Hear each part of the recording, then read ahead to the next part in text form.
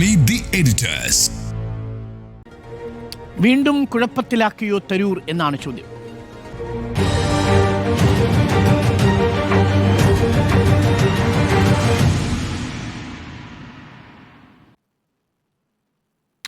സ്മൃതി ആദ്യം മോദിയെ പ്രശംസിക്കുന്നു. ഈ കേരളത്തിലാണെങ്കിൽ ഇടത് സർക്കാരിൻ്റെ ഗ്ലോബൽ സ്റ്റാർട്ടപ്പ് എക്കോസിസ്റ്റത്തെക്കുറിച്ച് വളരെ വാചാലമായി തന്നെ അഭിനന്ദിക്കുന്നു. വീണ്ടും മോദിയെ പ്രശംസിക്കുന്നു. ഇപ്പോൾ പ്രൊജക്ട് സിൻഡിക്കേറ്റിൽ നേരത്തെ അടിയന്തരാവസ്ഥയെ വിമർശിച്ചുകൊണ്ട് ലേഖനം ജൂലൈ മാസത്തിൽ എഴുതുന്നു. ഇപ്പോൾ ഇതാ വീണ്ടും കുടുംബവാഴ്ച അത് ഒരു വലിയ വ്യവസായമായി ഇന്ത്യൻ രാഷ്ട്രീയത്തിൽ മാറിയിരിക്കുന്നു എന്ന് നേതാക്കളുടെ പേരെടുത്തു പറഞ്ഞുകൊണ്ട് തന്നെ പ്രൊജക്ട് സിൻഡിക്കേറ്റിൽ വിമർശനം ഉന്നയിച്ചിരിക്കുകയാണ്. ബീഹാറിലെ തിരഞ്ഞെടുപ്പിന് ഇന്ന് കൊടിയിറങ്ങുന്ന ദിവസമാണ് ലേഖനം വന്നിരിക്കുന്നതെന്നും ശ്രദ്ധേയമാണ്. രാഹുൽ ഗാന്ധി ബീഹാറിലാണ്. കുഴപ്പത്തിലാക്കിയോ തരൂർ? കുറച്ചു കാലമായിട്ട് കോൺഗ്രസിനെ കുഴപ്പത്തിലാക്കുക എന്ന ദൗത്യം മാത്രം ഏറ്റെടുത്ത് നടക്കുന്ന ഒരു നേതാവാണ് കോൺഗ്രസിൻ്റെ പ്രവർത്തക സമിതി അംഗമായ ശശി തരൂർ എന്നുള്ളതാണ്. കോൺഗ്രസിനെ പ്രതിരോധത്തിലാക്കുക, ബുദ്ധിമുട്ടിലാക്കുക എന്ന ദൗത്യമാണ്. അതിലപ്പുറം BJPക്ക് ആയുധം നൽകുന്ന ഒരു നേതാവായി അദ്ദേഹം മാറുകയാണ്. BJPയുടെ പ്രത്യേകിച്ച് നരേന്ദ്രമോദിയുടെ ഏറ്റവും പ്രധാനപ്പെട്ട ആരോപണം എല്ലാ തിരഞ്ഞെടുപ്പ് പ്രസംഗങ്ങളിലും എല്ലാ റാലികളിലും പറഞ്ഞുകൊണ്ടിരിക്കുന്ന ഒരു കാര്യം കുടുംബവാഴ്ച എന്നുള്ളതാണ്. ഗാന്ധി കുടുംബത്തെ ആ രൂപത്തിൽ തന്നെയാണ് എല്ലാ ഘട്ടത്തിലും BJP വിമർശിക്കാറ്, മോദി വിമർശിക്കാറ്. മോദി അത് പറഞ്ഞുകൊണ്ട് സോണിയാഗാന്ധിയെയും പ്രിയങ്ക ഗാന്ധിയെയും രാഹുൽ ഗാന്ധിയും ഇപ്പോൾ പറഞ്ഞുകൊണ്ടിരിക്കുന്നത് രാഹുൽ ഗാന്ധിയെ ഷഹസാദെ എന്നാണ് വിളിക്കാറ്, രാജകുമാരൻ എന്ന് വിളിച്ചുകൊണ്ട് പരിഹസിക്കുന്ന പ്രസംഗങ്ങളാണ് നടത്താറുള്ളത്. ആ പരിഹാസത്തിന് എരിവ് പകരുന്ന ഒരു ലേഖനം ഇതിപ്പോൾ ഈ കുടുംബവാഴ്ച, രാജ്യത്തെ കുടുംബവാഴ്ചയും രാഷ്ട്രീയ നേതാക്കളുടെ കുടുംബവാഴ്ചയുമായി ബന്ധപ്പെട്ടൊക്കെ പറയുമ്പോൾ അതൊരു യാഥാർത്ഥ്യമാണ്. അത് മുഴുവൻ ലേഖനം കൂടി വായിക്കുമ്പോൾ എത്ര ശതമാനത്തോളം നേതാക്കൾ അങ്ങനെ വന്നിരിക്കുന്നു, ഏതൊക്കെ സംസ്ഥാനങ്ങളിൽ വന്നിരിക്കുന്നു, പറഞ്ഞ പോലെ മഹാരാഷ്ട്രയിലേക്ക് പോകുന്നുണ്ട്, UPയിലേക്ക് പോകുന്നുണ്ട്, ഓരോ നേതാക്കളുടെ കാര്യമൊക്കെ എടുത്തൊക്കെ പറയുന്നുണ്ട്. പക്ഷേ എടുത്തു പറയുമ്പോഴും ആത്യന്തികമായി ഇതെപ്പോഴാണ് പറയുന്നത് എന്ന് തന്നെയാണ് പ്രധാനം. ഈ ലേഖനം കൊണ്ട്, അതായത് ഈ 31-ാം തീയതി ഒക്ടോബർ 31-ന് എഴുതിയ ഈ ലേഖനം കൊണ്ട് എന്താണ് ഇപ്പോൾ ഒരു ഗുണം? ഇപ്പോൾ അതാണോ രാജ്യം നേരിടുന്ന ഏറ്റവും പ്രധാനപ്പെട്ട വെല്ലുവിളി എന്നുള്ളതാണ് ശശി തരൂരിനോട് ചോദിക്കാനുള്ളത്. ശശി തരൂർ, ഇപ്പോൾ കോൺഗ്രസ് അല്ലെങ്കിൽ ഇന്ത്യ സഖ്യം മുന്നോട്ട് വച്ചിരിക്കുന്ന വിഷയം എന്താണ്? രാജ്യം ഏത് തരത്തിൽ ആശങ്കപ്പെടേണ്ട സാഹചര്യം എന്നാണ് അവർ പറയുന്നത്? ഒരു സെക്യുലർ സംവിധാനത്തിലൂടെ അല്ലാതെ കാര്യങ്ങൾ കടന്നു പോകുമ്പോൾ ഒരു സെക്യുലർ ഇന്ത്യയെ കെട്ടിപ്പടുക്കാൻ വേണ്ടി ഭരണഘടന മുന്നോട്ട് വെച്ചുകൊണ്ട് ഈ പ്രചാരണങ്ങൾ നടത്തുമ്പോൾ, ഇവിടെ വോട്ടർ അധികാർ യാത്ര നടത്തുമ്പോൾ അതുമായി ബന്ധപ്പെട്ടൊന്നും അദ്ദേഹത്തിന് ഒന്നും പറയാനില്ല. വോട്ടർ അധികാർ യാത്രയുമായി ബന്ധപ്പെട്ട് പറയാനില്ല. ഇപ്പോൾ ബീഹാർ തെരഞ്ഞെടുപ്പുമായി ബന്ധപ്പെട്ട് തന്നെ ഒരു പ്രസംഗങ്ങളും അദ്ദേഹം നടത്തുന്നതായി നമ്മൾ കണ്ടിട്ടില്ല. എല്ലാ സമയത്തും കോൺഗ്രസിനെ പ്രതിരോധത്തിലാക്കുന്ന പ്രസംഗങ്ങളാണ്. നേരത്തെ പറഞ്ഞതുപോലെ ഓരോ ഘട്ടത്തിലും, അതായത് ഏറ്റവും നിർണായകമായ ഘട്ടങ്ങളിൽ പാർട്ടി ഒറ്റിക്കൊടുക്കുന്ന നേതാവായി ഇപ്പോൾ തരൂർ മാറിയിരിക്കുന്നു എന്നുള്ളതാണ്. കോൺഗ്രസ് ഇപ്പോൾ പ്രതികരിക്കുന്നില്ല എന്നുള്ളത് അവഗണിച്ചു വിടുക എന്നൊരു രീതിയിലേക്ക് കോൺഗ്രസ് പോവുകയാണ്. കാരണം ഈ സമയത്ത് തരൂരിനെ പുറത്താക്കിയാൽ അതായിരിക്കും പ്രധാനപ്പെട്ട തലക്കെട്ട്. അങ്ങനെയല്ലല്ലോ. ഇപ്പോൾ വോട്ടർ അധികാർ യാത്രയൊക്കെ എത്ര ഗൗരവത്തോടെ എടുത്തുകൊണ്ടാണ് ഇന്ത്യ മുന്നണി അതുമായി മുന്നോട്ട് പോയത്. അതിനുശേഷം ബീഹാറിൽ സീറ്റ് വിഭജന ചർച്ചയിൽ ശരിയാണ്, ഒരു ചെറിയ പ്രശ്നങ്ങളൊക്കെ അവിടെ ഉണ്ടായിട്ടുണ്ടെങ്കിലും ഇപ്പോൾ അങ്ങനെയല്ല. അത് എങ്ങനെയെങ്കിലും ഈ തെരഞ്ഞെടുപ്പിൽ വിജയിക്കിയപ്പോൾ ദളിത്, മഹാദളിത്, ആദിവാസി സഖ്യം ആ വോട്ടുകൾ കൂടി നേടുക. നേരത്തെ അത് RJD മുസ്ലിം ഒരു ചേരുവയായിരുന്നെങ്കിൽ ആ ചേരുവയിൽ നിന്ന് മാറി മുഴുവൻ ദളിതുകളെയും കൂടി കൊണ്ടുവന്നുകൊണ്ട് 90% ഇന്ത്യക്കാരുടെയും ഇന്ത്യ മാറണം എന്ന രൂപത്തിൽ പ്രസംഗിക്കുന്ന രാഹുൽ ഗാന്ധിയാണ് ഇന്ന് പോലും നമ്മൾ കണ്ടിട്ടുള്ളത്. അപ്പോൾ ഒരു വലിയൊരു അജണ്ട പാർട്ടി മുന്നോട്ട് വയ്ക്കുമ്പോൾ അതിനെ റദ്ദാക്കുന്ന രീതിയിൽ പ്രവർത്തക സമിതി അംഗമായ തരൂർ പ്രവർത്തിക്കുകയാണ്. തരൂരിൻ്റെ ഓരോ കാലത്തിലും ഓരോ പ്രസംഗങ്ങൾ, ഓരോ ലേഖനങ്ങളും എത്രത്തോളം അദ്ദേഹം പറയുന്നതിൽ നിന്ന് പിന്നാക്കം പോയി എന്നുള്ളതാണ്. അദ്ദേഹത്തിൻ്റെ തന്നെ പുസ്തകങ്ങളെ അദ്ദേഹം തള്ളിക്കളയുകയാണെന്നുള്ളതാണ്. ഈ പറയുന്ന ഈ ഡൈനാസ്റ്റിക് പൊളിറ്റിക്സിൻ്റെ സമയത്ത് തന്നെയാണല്ലോ അദ്ദേഹം കോൺഗ്രസിലേക്ക് വന്നത്. അദ്ദേഹം UN-ലെ സ്ഥാനം ഒഴിഞ്ഞ് അദ്ദേഹം ഇന്ത്യയിലേക്ക് വരുമ്പോൾ അദ്ദേഹത്തെ BJPയും അദ്ദേഹത്തെ സമീപിച്ചിരുന്ന അദ്ദേഹം പറയുന്നുണ്ട്. അപ്പോൾ അദ്ദേഹം പറഞ്ഞിരുന്ന കാര്യം, എൻ്റെ പുസ്തകങ്ങൾ നിങ്ങൾ വായിച്ചിട്ടില്ലേ? എൻ്റെ പുസ്തകം വായിച്ചിട്ടുണ്ടെങ്കിൽ എൻ്റെ അടുത്തേക്ക് നിങ്ങൾ ഇത് ആവശ്യമായി വരുമോ എന്നുള്ളതാണ്. അങ്ങനെ പറഞ്ഞ ശശി തരൂർ പിന്നീട് കോൺഗ്രസിലേക്ക് വരുന്നത് കോൺഗ്രസുമായി ആഭിമുഖ്യം ഉണ്ടായതുകൊണ്ടാണല്ലോ. കോൺഗ്രസ് എന്ന പാർട്ടിയുടെ സെക്യുലർ നിലപാടുമായി ആഭിമുഖ്യം ഉണ്ടായതുകൊണ്ടാണല്ലോ വന്നത്. അപ്പോഴും ഇവിടെ സോണിയാഗാന്ധിയും പ്രിയങ്ക ഗാന്ധിയും രാഹുൽ ഗാന്ധിയും ഉണ്ട്. ശരി, രാഹുലും പ്രിയങ്കയും അത്രയും സജീവമല്ല എന്ന് ഒരു സോണിയാഗാന്ധി ആയിരുന്നല്ലോ. ആ സമയത്താണല്ലോ ഇങ്ങോട്ട് വന്നിട്ടുള്ളത്. അപ്പോൾ അത് പറയുന്നതിൽ ഒരു വാദവുമില്ല. പിന്നെ അദ്ദേഹം ഓരോ കാലത്തും ഓരോന്ന് പറയുകയാണ്. അദ്ദേഹം ചില അഭിമുഖങ്ങളിൽ അദ്ദേഹം പറയുന്നു, ഈ ഇന്ത്യയിലെ ജാതി രാഷ്ട്രീയത്തെക്കുറിച്ച് എനിക്ക് എൻ്റെ ജാതി അറിയില്ലായിരുന്നു. ശരിയായിരിക്കും, അദ്ദേഹത്തിൻ്റെ ചെറുപ്പകാലത്തിൽ അദ്ദേഹത്തിൻ്റെ ജാതി അറിയില്ലായിരിക്കാം. പക്ഷേ അദ്ദേഹം തലസ്ഥാനത്ത് അദ്ദേഹം ഒരു ജാതി യുടെ പ്രതിനിധിയായിട്ട് തന്നെയാണ് അവിടെ നിന്നതും തെരഞ്ഞെടുപ്പിൽ വിജയിച്ചതും. അതിനുശേഷം NSSുമായിട്ടുള്ള അദ്ദേഹം ബന്ധം പുനഃസ്ഥാപിക്കാൻ തറവാടി നായർ എന്ന സുകുമാരൻ നായരാണ് അങ്ങോട്ട് വിളിക്കുന്നത്. പക്ഷെ എന്നാലും അത് അദ്ദേഹം ആസ്വദിക്കുകയും ചെയ്തിട്ടുണ്ട്. അപ്പോൾ ജാതിയെക്കുറിച്ച് അന്ന് അറിയില്ലായിരിക്കും, കുട്ടിയായിരിക്കുമ്പോൾ അറിയില്ലായിരിക്കും, അവരെ ആ രൂപത്തിലായിരിക്കും വളർത്തിയിട്ടുണ്ടാകുക, അതൊക്കെ ശരി തന്നെ. പക്ഷേ പിന്നീട് അതിലേക്ക് അദ്ദേഹം വന്ന് വീണിട്ടുണ്ട്. അപ്പോൾ ഈ രാഷ്ട്രീയത്തിൽ ഈ പറയുന്ന അദ്ദേഹം അതൊരു എന്തൊരു പ്രൊഫഷനായിട്ടാണ് എടുത്തതെന്ന് തോന്നുന്നു. അദ്ദേഹം ഒരു രാഷ്ട്രീയ നിലപാടിൻ്റെ അടിസ്ഥാനത്തിലാണോ എന്നുള്ളത് സംശയമുണ്ട്. പ്രൊഫഷണലായിട്ടുള്ള ഒരു ജോലിയായിട്ടാണ് അദ്ദേഹം കാണുന്നത്. കൂടുതൽ മെച്ചപ്പെട്ട സാഹചര്യം കിട്ടുന്നെങ്കിൽ ആ സ്ഥലത്തേക്ക് പോവുക എന്നുള്ളതായിരിക്കാം. BJPക്ക് എന്തായാലും ആയുധം കൊടുക്കുന്നു, BJPയെ പ്രീണിപ്പിക്കുന്നു. എന്നാൽ BJPയിലേക്ക് ഇപ്പോൾ പോകുന്നുണ്ടോ എന്ന് ചോദിച്ചാൽ ഇപ്പോൾ പോകുന്നൊന്നുമില്ല. ഇപ്പോൾ പരമാവധി അവിടെ നിന്ന് കോൺഗ്രസിനെ ക്ഷീണിപ്പിക്കുക എന്ന ദൗത്യമായിരിക്കാം അദ്ദേഹത്തിന് കൊടുത്തിട്ടുണ്ടാകുക. നമ്മൾ അത് കൃത്യമായി കണ്ടു തുടങ്ങിയത് ഈ പാകിസ്ഥാൻ്റെ ആക്രമണത്തിന് ശേഷമാണ്. അതിനുശേഷം നമ്മൾ തിരിച്ചടി കൊടുക്കുന്ന സമയത്ത് കോൺഗ്രസും എടുത്ത നിലപാട് രാജ്യമാണ് പ്രധാനം, അപ്പോൾ സർക്കാർ എടുക്കുന്ന നിലപാടിനൊപ്പം നിൽക്കുക എന്ന് തന്നെയാണ്. അതിനുശേഷം വിമർശനത്തിൻ്റെ ഘട്ടം വരുമ്പോഴും അപ്പോഴും അവർക്കൊപ്പം നിൽക്കുക. പിന്നെ പാർട്ടി അംഗീകരിക്കാത്ത രീതിയിൽ ഇന്ത്യയുടെ പ്രതിനിധിയായി, MP-മാരുടെ പ്രതിനിധിയായി മറ്റു രാജ്യങ്ങളിലേക്ക് പോകും. ഇതൊക്കെ തന്നെയും ശശി തരൂർ ചെല്ലുമ്പോൾ ശശി തരൂർ BJPക്ക് കൂടുതൽ സ്വീകാരനായിക്കൊണ്ടിരിക്കുന്നു, കോൺഗ്രസിൽ നിന്നും അകന്നകന്ന് പോയിക്കൊണ്ടിരിക്കുന്നു. അങ്ങനെ തന്നെ അകന്നു പോകട്ടെ. ഇനിയിപ്പോൾ അദ്ദേഹം തിരുവനന്തപുരത്ത് സ്ഥാനാർത്ഥിയൊന്നും ആകാൻ പോകുന്നില്ല, അത് അദ്ദേഹം തന്നെ സമ്മതിച്ചു കഴിഞ്ഞ കാര്യമാണ്. അപ്പോൾ ഇനി പുതിയ എന്തൊക്കെയോ അജണ്ടയുണ്ട്. അജണ്ടയുടെ മുന്നോടിയായി ഒരു നിലമൊരുക്കലാണ് ഇപ്പോഴത്തെ പ്രതികരണങ്ങൾ. നമുക്കിപ്പം PR സുനിൽ കൂടി ഡൽഹിയിൽ നിന്ന് ചേരുന്നുണ്ട്. PR സുനിൽ, ഡൽഹിയിൽ എന്തൊക്കെയാണ് കേൾക്കുന്നത്? ഇന്നിപ്പോൾ കൊടിക്കുന്നിൽ സുരേഷ് ശശി തരൂരിനെതിരെ രംഗത്ത് വന്നു. ഇതാദ്യമായിട്ടല്ല പ്രൊജക്ട് സിൻഡിക്കേറ്റിൽ കോൺഗ്രസിനെ കുഴപ്പത്തിലാക്കുന്ന ലേഖനം എഴുതിയത്. ജൂലൈ മാസം 8-ാം തീയതി പ്രൊജക്ട് സിൻഡിക്കേറ്റിൽ അടിയന്തരാവസ്ഥയെക്കുറിച്ചുള്ള വിമർശിച്ചുകൊണ്ടുള്ള ലേഖനം വന്നിരുന്നു. ഇടയ്ക്ക് മോദിയെ പുകഴ്ത്തിയും ഇന്ത്യയിൽ നിന്ന് പുറത്തു പോകുന്ന സമയത്ത് അതിരുകളില്ലാതെ പുകഴ്ത്തിയും ഇന്ത്യക്കുള്ളിൽ വരുന്ന സമയത്ത് ഓപ്പറേഷൻ സിന്ദൂറിൻ്റെ പശ്ചാത്തലത്തിൽ അനുകൂലമായി സംസാരിച്ചും രാഹുൽ ഗാന്ധി പറയുന്ന വാചകങ്ങളെ ഒരിക്കൽ പോലും ഒരിടത്തും കോട്ട് ചെയ്യാതെയും ഒക്കെ ശശി തരൂർ പ്രവർത്തിക്കുന്നുണ്ട്. ഇപ്പോഴത്തെ ഈ ലേഖനം എത്രമാത്രം ഡാമേജാണ് കോൺഗ്രസിന് ഉണ്ടാക്കിയിരിക്കുന്നത്? പ്രത്യേകിച്ച് തെരഞ്ഞെടുപ്പ് ബീഹാറിൽ നടക്കാൻ പോകുന്ന സാഹചര്യത്തിൽ എന്താണോ നരേന്ദ്രമോദി പറയുന്നത്, ഇപ്പോൾ ഇതാ BJP നേതാക്കളെല്ലാം ശശി തരൂരിനെ കോട്ട് ചെയ്ത് അഭിനന്ദിച്ചു തുടങ്ങിയിരിക്കുന്നു. കുഴപ്പത്തിലാക്കിയോ കോൺഗ്രസിനെ? ഞാനങ്ങനെ കരുതുന്നില്ല. കാരണം ശശി തരൂരിൻ്റെ ഈ പ്രസ്താവന കൊണ്ട് കോൺഗ്രസിന് എന്തെങ്കിലും കുഴപ്പമുണ്ടാകുമെന്ന് ഞാൻ വിശ്വസിക്കുന്നില്ല. കാരണം ഇത് ശശി തരൂർ ആദ്യമായി പറയുന്നതല്ല, എത്രയോ കാലമായി പറഞ്ഞുകൊണ്ടിരിക്കുന്നതാണ്. ശശി തരൂരിന് ഇപ്പോഴേ ഇത് അറിയുന്നുള്ളൂ എന്ന് സ്മൃതി ചോദിച്ചതുപോലെ എനിക്ക് അത്ഭുതമുണ്ട്. കാരണം 2009 ശശി തരൂർ ഇന്ത്യൻ രാഷ്ട്രീയത്തിലേക്ക് കടന്നു വരുന്നത്. അന്ന് ശശി തരൂർ മത്സരിച്ചു, വിജയിച്ചു, അന്ന് മന്ത്രിയായി. 2014 വീണ്ടും മത്സരിച്ചു. അപ്പോഴും ശശി തരൂരിന് ഇത് അറിയില്ലായിരുന്നു, ഇതൊരു ഡൈനാസ്റ്റി പൊളിറ്റിക്സിന്റെ ഭാഗമാണ് കോൺഗ്രസ് എന്ന്. പിന്നീട് 2019 മുതലാണല്ലോ ശശി തരൂർ മാറുന്നത്. അന്ന് G23 ഗ്രൂപ്പിൻ്റെയൊക്കെ ഭാഗമായി മാറുന്നു.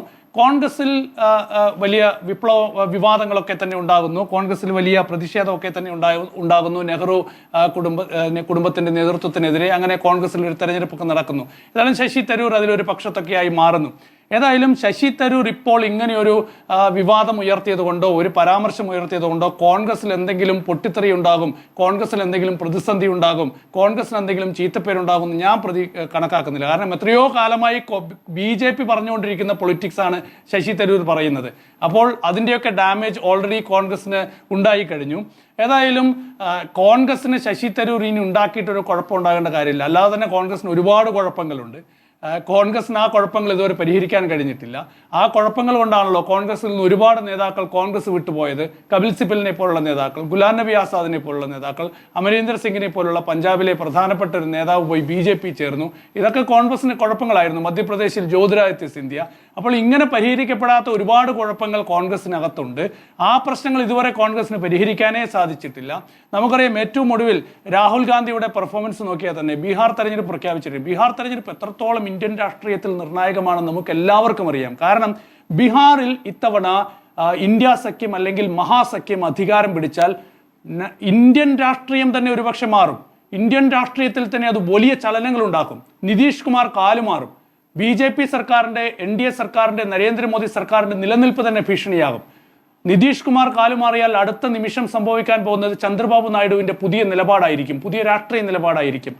ആ രാഷ്ട്രീയ പ്രാധാന്യം പോലും അറിയാതെയാണ് ബീഹാർ തെരഞ്ഞെടുപ്പിൽ രാഹുൽ ഗാന്ധിയുടെ നീക്കങ്ങൾ ഉണ്ടായത്. 2-3 ദിവസം രാഹുൽ ഗാന്ധി ബീഹാറിൽ പോയതല്ലാതെ ബീഹാറിൽ രാഹുൽ ഗാന്ധി അവിടെ പിടിച്ചു വാങ്ങിയ 60 സീറ്റിൽ വിജയിക്കാനായി കാര്യമായി എന്തെങ്കിലും ഒരു പ്രചരണം നടത്തിയിട്ടില്ല എന്നാണ് അവിടെ നിന്ന് വരുന്ന റിപ്പോർട്ടുകൾ. അപ്പോൾ പക്ഷേ സീറ്റ് സുനിൽ, ചർച്ചകൾ കുളത്തിലൊക്കെ നടക്കുമ്പോൾ ചാടിയിരുന്നു. ആനയെ പോലെ കോൺഗ്രസ് പെരുമാറും. പക്ഷേ അതെ, കുളത്തിലൊക്കെ ചാടും. രാഹുൽ ഗാന്ധി കുളത്തിൽ ചാടും, അതുപോലെ പല സ്ഥലത്തും ഇതുപോലെ ചാടും. പക്ഷേ കഴിഞ്ഞ നിയമസഭാ തെരഞ്ഞെടുപ്പിൽ 2020 നിയമസഭാ തെരഞ്ഞെടുപ്പിലും ഇതേപോലെയായിരുന്നു. പ്രചരണത്തിന് രാഹുൽ ഗാന്ധിയെ കിട്ടുന്നില്ല എന്നാണ് അവിടുത്തെ നേതാക്കളൊക്കെ തന്നെ അല്ലെങ്കിൽ സ്ഥാനാർത്ഥികളൊക്കെ തന്നെ പറഞ്ഞത്. സമാനമായ സാഹചര്യമായിരുന്നു. ആദ്യഘട്ട വോട്ടെടുപ്പിന്റെ പത്രിക നൽകുന്നതിന്റെ തൊട്ട് മുൻപ് വരെ കോൺഗ്രസിന് അടിയായിരുന്നു. കോൺഗ്രസിനുള്ളിലും മഹാസഖ്യത്തിലും അടിയായിരുന്നു, സീറ്റിന് ചൊല്ലി തർക്കമായിരുന്നു. അതിനുശേഷം പിന്നീട് ഈ പല മണ്ഡലങ്ങളിലും RJD എതിർത്തുകൊണ്ട് പത്രിക നൽകുന്ന സ്ഥിതിയായിരുന്നു കോൺഗ്രസ്. ഒരു തെരഞ്ഞെടുപ്പ് തന്ത്രം രൂപീകരിക്കാൻ പോലും കോൺഗ്രസിന് കഴിയാത്ത സാഹചര്യമാണെന്ന് ബീഹാറിൽ. അതീവ ഗൗരവമായ സാഹചര്യമാണ്. നോക്കൂ, ഇന്ത്യൻ രാഷ്ട്രീയത്തിൽ കോൺഗ്രസ് നേരിടുന്ന പ്രതിസന്ധി കോൺഗ്രസ് തിരിച്ചറിയുന്നില്ല, അതിൻ്റെ നേതാക്കൾ തിരിച്ചറിയുന്നില്ല. അതാണ് ഒന്നാമത്തെ പ്രശ്നം. ഇനി ഞാൻ വേറൊരു കാര്യം കൂടി പറയാം. അസമിൽ ഒരു പാട്ടുകാരൻ ഒരു മരിച്ചു സമീപകാലത്ത്, സുദീപ് ഗാർഗ്. അദ്ദേഹം മരിച്ചിട്ട് അദ്ദേഹത്തിൻ്റെ ശവസംസ്കാര ചടങ്ങിൽ 10 ലക്ഷം പേരാണ് പങ്കെടുത്തത്. അറിയോ? ആ 10 ലക്ഷം പേര് പങ്കെടുത്ത ആ ശവസംസ്കാര ചടങ്ങിലേക്ക് രാഹുൽ ഗാന്ധി അവിടുത്തെ PCC കാല് പിടിച്ചു വിളിച്ചു. രാഹുൽ ഗാന്ധി വരണം, കാരണം അടുത്ത വർഷം അസം തെരഞ്ഞെടുപ്പിലേക്ക് പോവുകയാണ്. രാഹുൽ ഗാന്ധി അപ്പോൾ എവിടെയെന്നറിയാമോ? വയനാട്ടിൽ സോണിയാഗാന്ധിയും രാഹുൽ ഗാന്ധിയും പ്രിയങ്ക ഗാന്ധിയും വയനാട്ടിൽ 3 ദിവസത്തെ ഒരു പര്യടനമായിരുന്നു, ഒരു ടൂറായിരുന്നു. അസമില് അധികാരം ഇനി പിടിച്ചെടുക്കാൻ കഴിയുമോ എന്ന് കോൺഗ്രസിന് ഉറപ്പില്ല. അവിടെ ജീവൻ മരണ പോരാട്ടം നടത്തിയാലേ അസം പിടിച്ചെടുക്കാൻ കഴിയൂ. അങ്ങനെയുള്ള പ്രതിസന്ധി നിലനിൽക്കുമ്പോഴാണ് വളരെ പ്രധാനപ്പെട്ട ഒരു സാഹചര്യം അസമിൽ നിലനിൽക്കുമ്പോൾ അവിടേക്ക് പോകാതെ രാഹുൽ ഗാന്ധി വയനാട്ടിലേക്ക് പോകുന്നത്. മൂന്നാമതൊരു സംഭവം കൂടി ഞാൻ പറയാം. അമേഠിയിൽ 3 ദിവസം മുൻപ് ഒരു ദളിത് കർഷകനെ അവിടുത്തെ ഭൂപ്രഭുക്കൾ തല്ലിക്കൊന്നു. എന്തിനാണെന്നറിയോ തല്ലിക്കൊന്നത്? അവിടെ കൂലി ചോദിച്ചതിന്, ഒരാഴ്ച പണിയെടുത്തതിൻ്റെ കൂലി ചോദിച്ചതിന് ആ ഒരു കർഷക തൊഴിലാളിയെ, ഒരു ദളിത് കർഷക തൊഴിലാളിയെ തല്ലിക്കൊന്നു. അമേഠി സഞ്ജയ് ഗാന്ധി, രാജീവ് ഗാന്ധി, പിന്നെ രാഹുൽ ഗാന്ധി, ഇവരൊക്കെ മത്സരിച്ച് വിജയിച്ച മണ്ഡലമാണ് അമേഠി. പിന്നീട് സ്മൃതി ഇറാനി രാഹുൽ ഗാന്ധിയെ തോൽപ്പിച്ചതുകൊണ്ട് ആ മണ്ഡലത്തിൽ നിന്ന് രാഹുൽ ഗാന്ധി ഒളിച്ചോടി വയനാട്ടിലേക്ക്, കേരളത്തിലേക്ക് രാഷ്ട്രീയ അഭയാർത്ഥിയായി വന്നു രാഹുൽ ഗാന്ധി. പുറകെ പ്രിയങ്ക ഗാന്ധിയും വന്നു രാഷ്ട്രീയ അഭയാർത്ഥിയായി. ഇതാണ് കോൺഗ്രസിലെ പ്രശ്നം. ഈ പ്രശ്നം ഇനി ശശി തരൂരായിട്ട് സൃഷ്ടിക്കേണ്ട കാര്യമേ ഇല്ല. കോൺഗ്രസിലല്ലാതെ തന്നെ ഒരുപാട് പ്രശ്നങ്ങളുണ്ട്. ആ പ്രശ്നങ്ങളാണ് കോൺഗ്രസ് അടിയന്തരമായി പരിഹരിക്കേണ്ടത്. അത് പരിഹരിക്കാൻ കോൺഗ്രസിന് കഴിയുന്നത്. അതുകൊണ്ട് ശശി തരൂർ ഇപ്പോൾ ഒരു ഡൈനാസ്റ്റി പൊളിറ്റിക്സ് ഉണ്ടായി. കോൺഗ്രസിന്റെ നെഹ്റു കുടുംബവും ഗാന്ധി നെഹ്റു കുടുംബം ഉണ്ടാക്കിയ ഒരു മെസ്സേജ് കൊണ്ടാണ് ഇന്ത്യയിൽ ആകെ ഡൈനാസ്റ്റി പൊളിറ്റിക്സ് ഉണ്ടായത്. മഹാരാഷ്ട്രയിൽ ഉദ്ധവ് താക്കറെ പാർട്ടിയുടെ നേതൃത്വം ഏറ്റെടുത്തത്, തമിഴ്നാട്ടിൽ കരുണാനിധിയിൽ നിന്ന് MK സ്റ്റാലിനിലേക്കും അതിനുശേഷം ഇപ്പോൾ ഉദയനിധി സ്റ്റാലിനിലേക്കും രാഷ്ട്രീയം മാറുന്നത്, ഉത്തർപ്രദേശിൽ മുലായം സിംഗ് യാദവിൽ നിന്നാണ് അഖിലേഷ് യാദവിലേക്ക് രാഷ്ട്രീയ നേതൃത്വം വരുന്നത്, ബീഹാറിലേക്ക് പോയാൽ അവിടെ ലാലു പ്രസാദ് യാദവിൽ നിന്ന് തേജസ്വി യാദവിലേക്ക് രാഷ്ട്രീയം മാറുന്നത്, പശ്ചിമ ബംഗാളിൽ മമതാ ബാനർജിയിൽ നിന്ന് അഭിഷേക് ബാനർജിയിലേക്ക് രാഷ്ട്രീയം മാറുന്നത്. ഈ ഡൈനാസ്റ്റി പൊളിറ്റിക്സ് ഒന്നും ശശി തരൂർ പറയണ്ട, ഇവിടെ എല്ലാവർക്കും അറിയാം.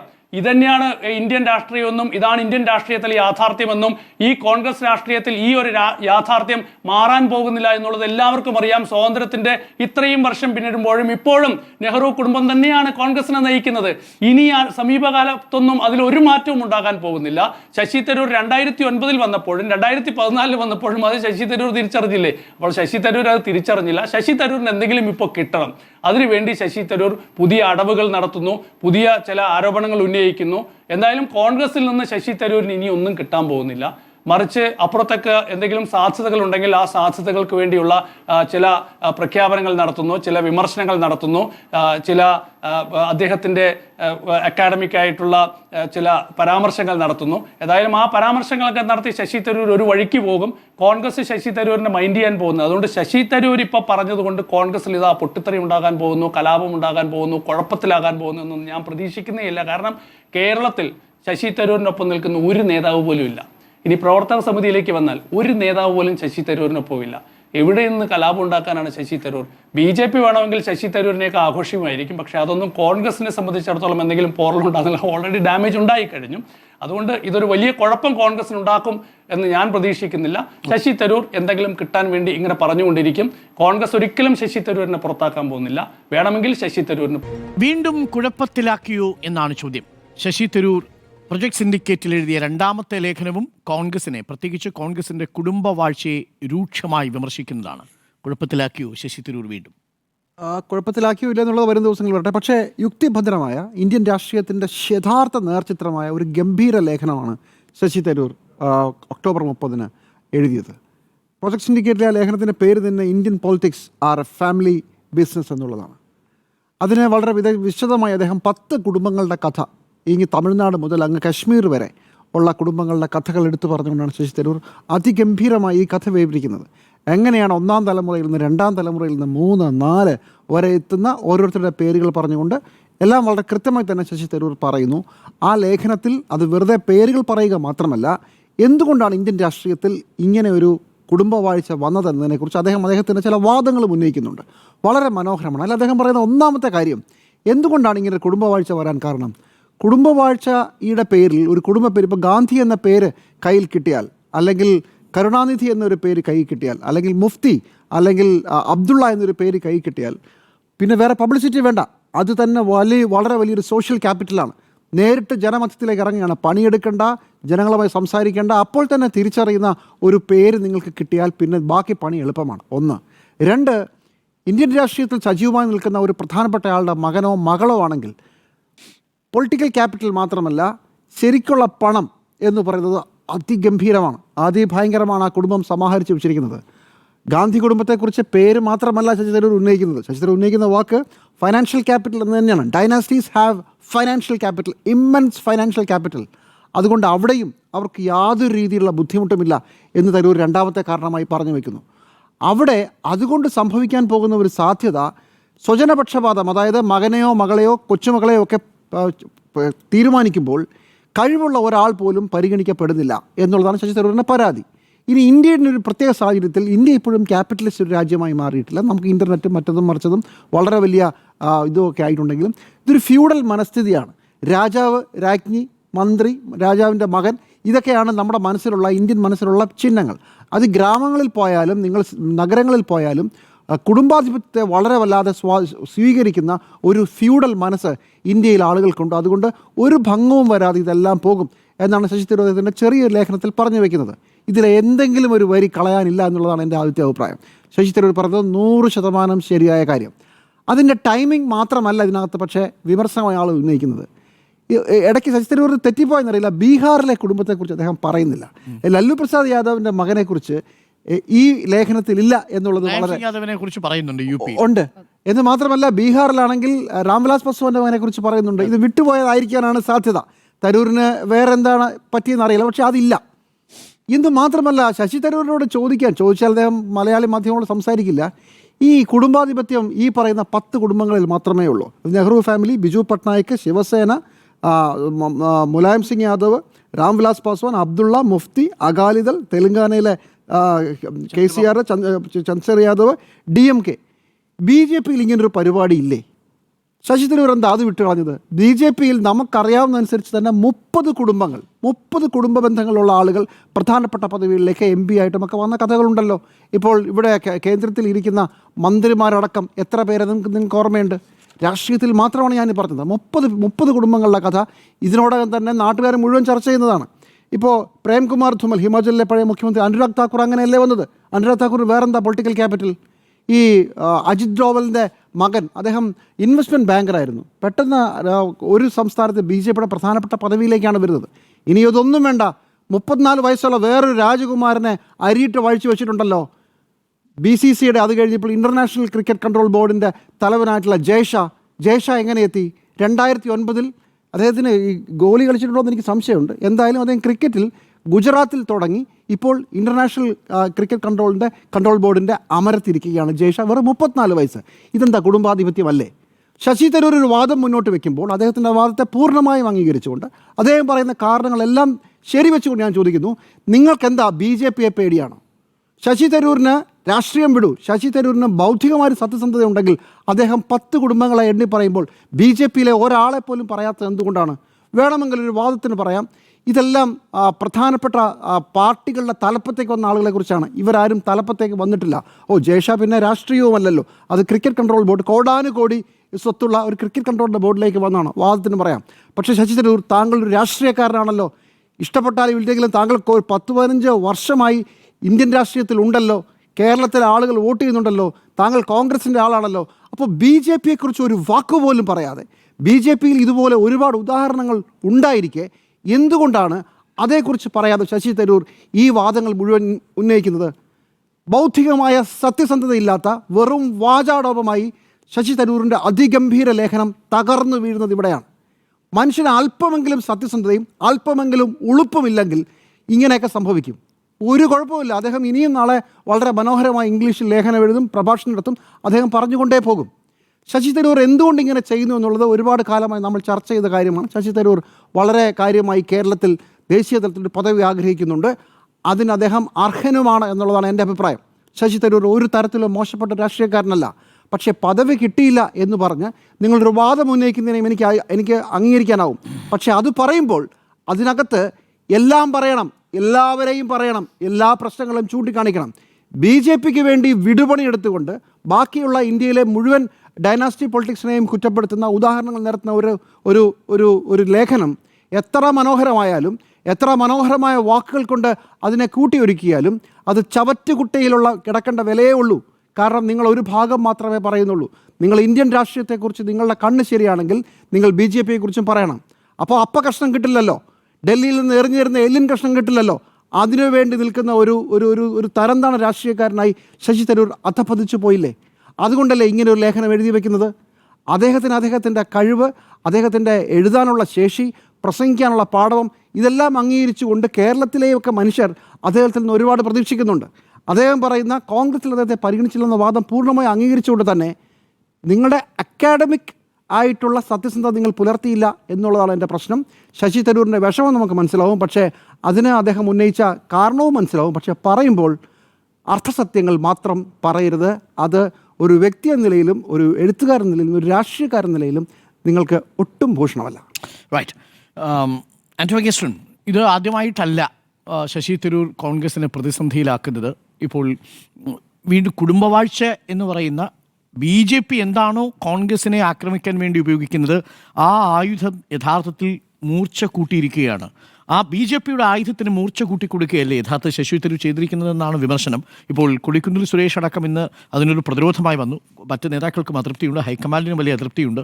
ഈ സമയത്ത് ഇത്തരം പ്രയോഗങ്ങൾ നടത്തരുത് എന്ന് ഉള്ളിൽ അവർ പറയുന്നുണ്ട്. പക്ഷേ ആരും തരൂരിനോട് ഔദ്യോഗികമായിട്ട് കമ്മ്യൂണിക്കേറ്റ് ചെയ്തതായിട്ട് നമുക്കറിയില്ല. തരൂർ കുഴപ്പത്തിലാക്കിയോ പാർട്ടിയെ? തരൂർ പറഞ്ഞതിൽ കഴമ്പുണ്ട് എന്നുള്ള വാദക്കാരനാണ് ഞാൻ. കാരണം കേരളത്തിൻ്റെ ഒരു രാഷ്ട്രീയ സംവിധാനം നമുക്കെല്ലാം അറിയാവുന്നതാണ്. ജനങ്ങൾക്ക് വേണ്ടി, ജനങ്ങളാൽ തിരഞ്ഞെടുക്കുന്ന സർക്കാർ വേണമെന്ന് പറയുമ്പോൾ അതുപോലെ ജനാധിപത്യ രീതിപ്പെടുന്ന ഒരു പാർട്ടിയും കൂടെ വേണം എന്നുള്ളതാണല്ലോ വേണ്ടത്. കാരണം ഒരു നല്ല രീതിയിലൊരു സംസ്ഥാനം, ഒരു രാജ്യം മുന്നോട്ട് പോകണമെങ്കിൽ അതാണ് വേണ്ടത്. അപ്പോൾ അങ്ങനെ ആ അർത്ഥത്തിൽ വിചാരിക്കുമ്പോൾ അതൊരു നല്ല കാര്യമാണ്, അങ്ങനെ വേണം. പക്ഷേ ശശി തരൂരിനെ സംബന്ധിച്ചിടത്തോളം ശശി തരൂരിന് മറുപടി പറയാൻ കോൺഗ്രസ്സിൽ ആളില്ല എന്നുള്ളതാണ് ഏറ്റവും പ്രധാനപ്പെട്ട പ്രശ്നം.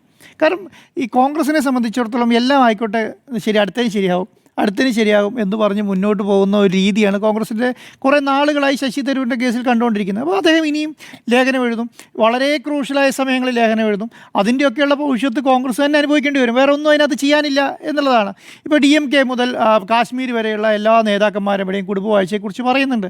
ഇതെല്ലാം ഏറ്റവും കൂടുതൽ അറിയാവുന്ന ആൾ ശശി തരൂർ തന്നെയാണ്. കഴിഞ്ഞ 15 വർഷമായിട്ട്, നിങ്ങൾ നേരത്തെ പറഞ്ഞ പോലെ 15 വർഷമായിട്ട് ഇതിൻ്റെ MP ആയി നിൽക്കുന്ന ശശി തരൂരിനെക്കുറിച്ചെല്ലാം നല്ല ധാരണയുണ്ട്.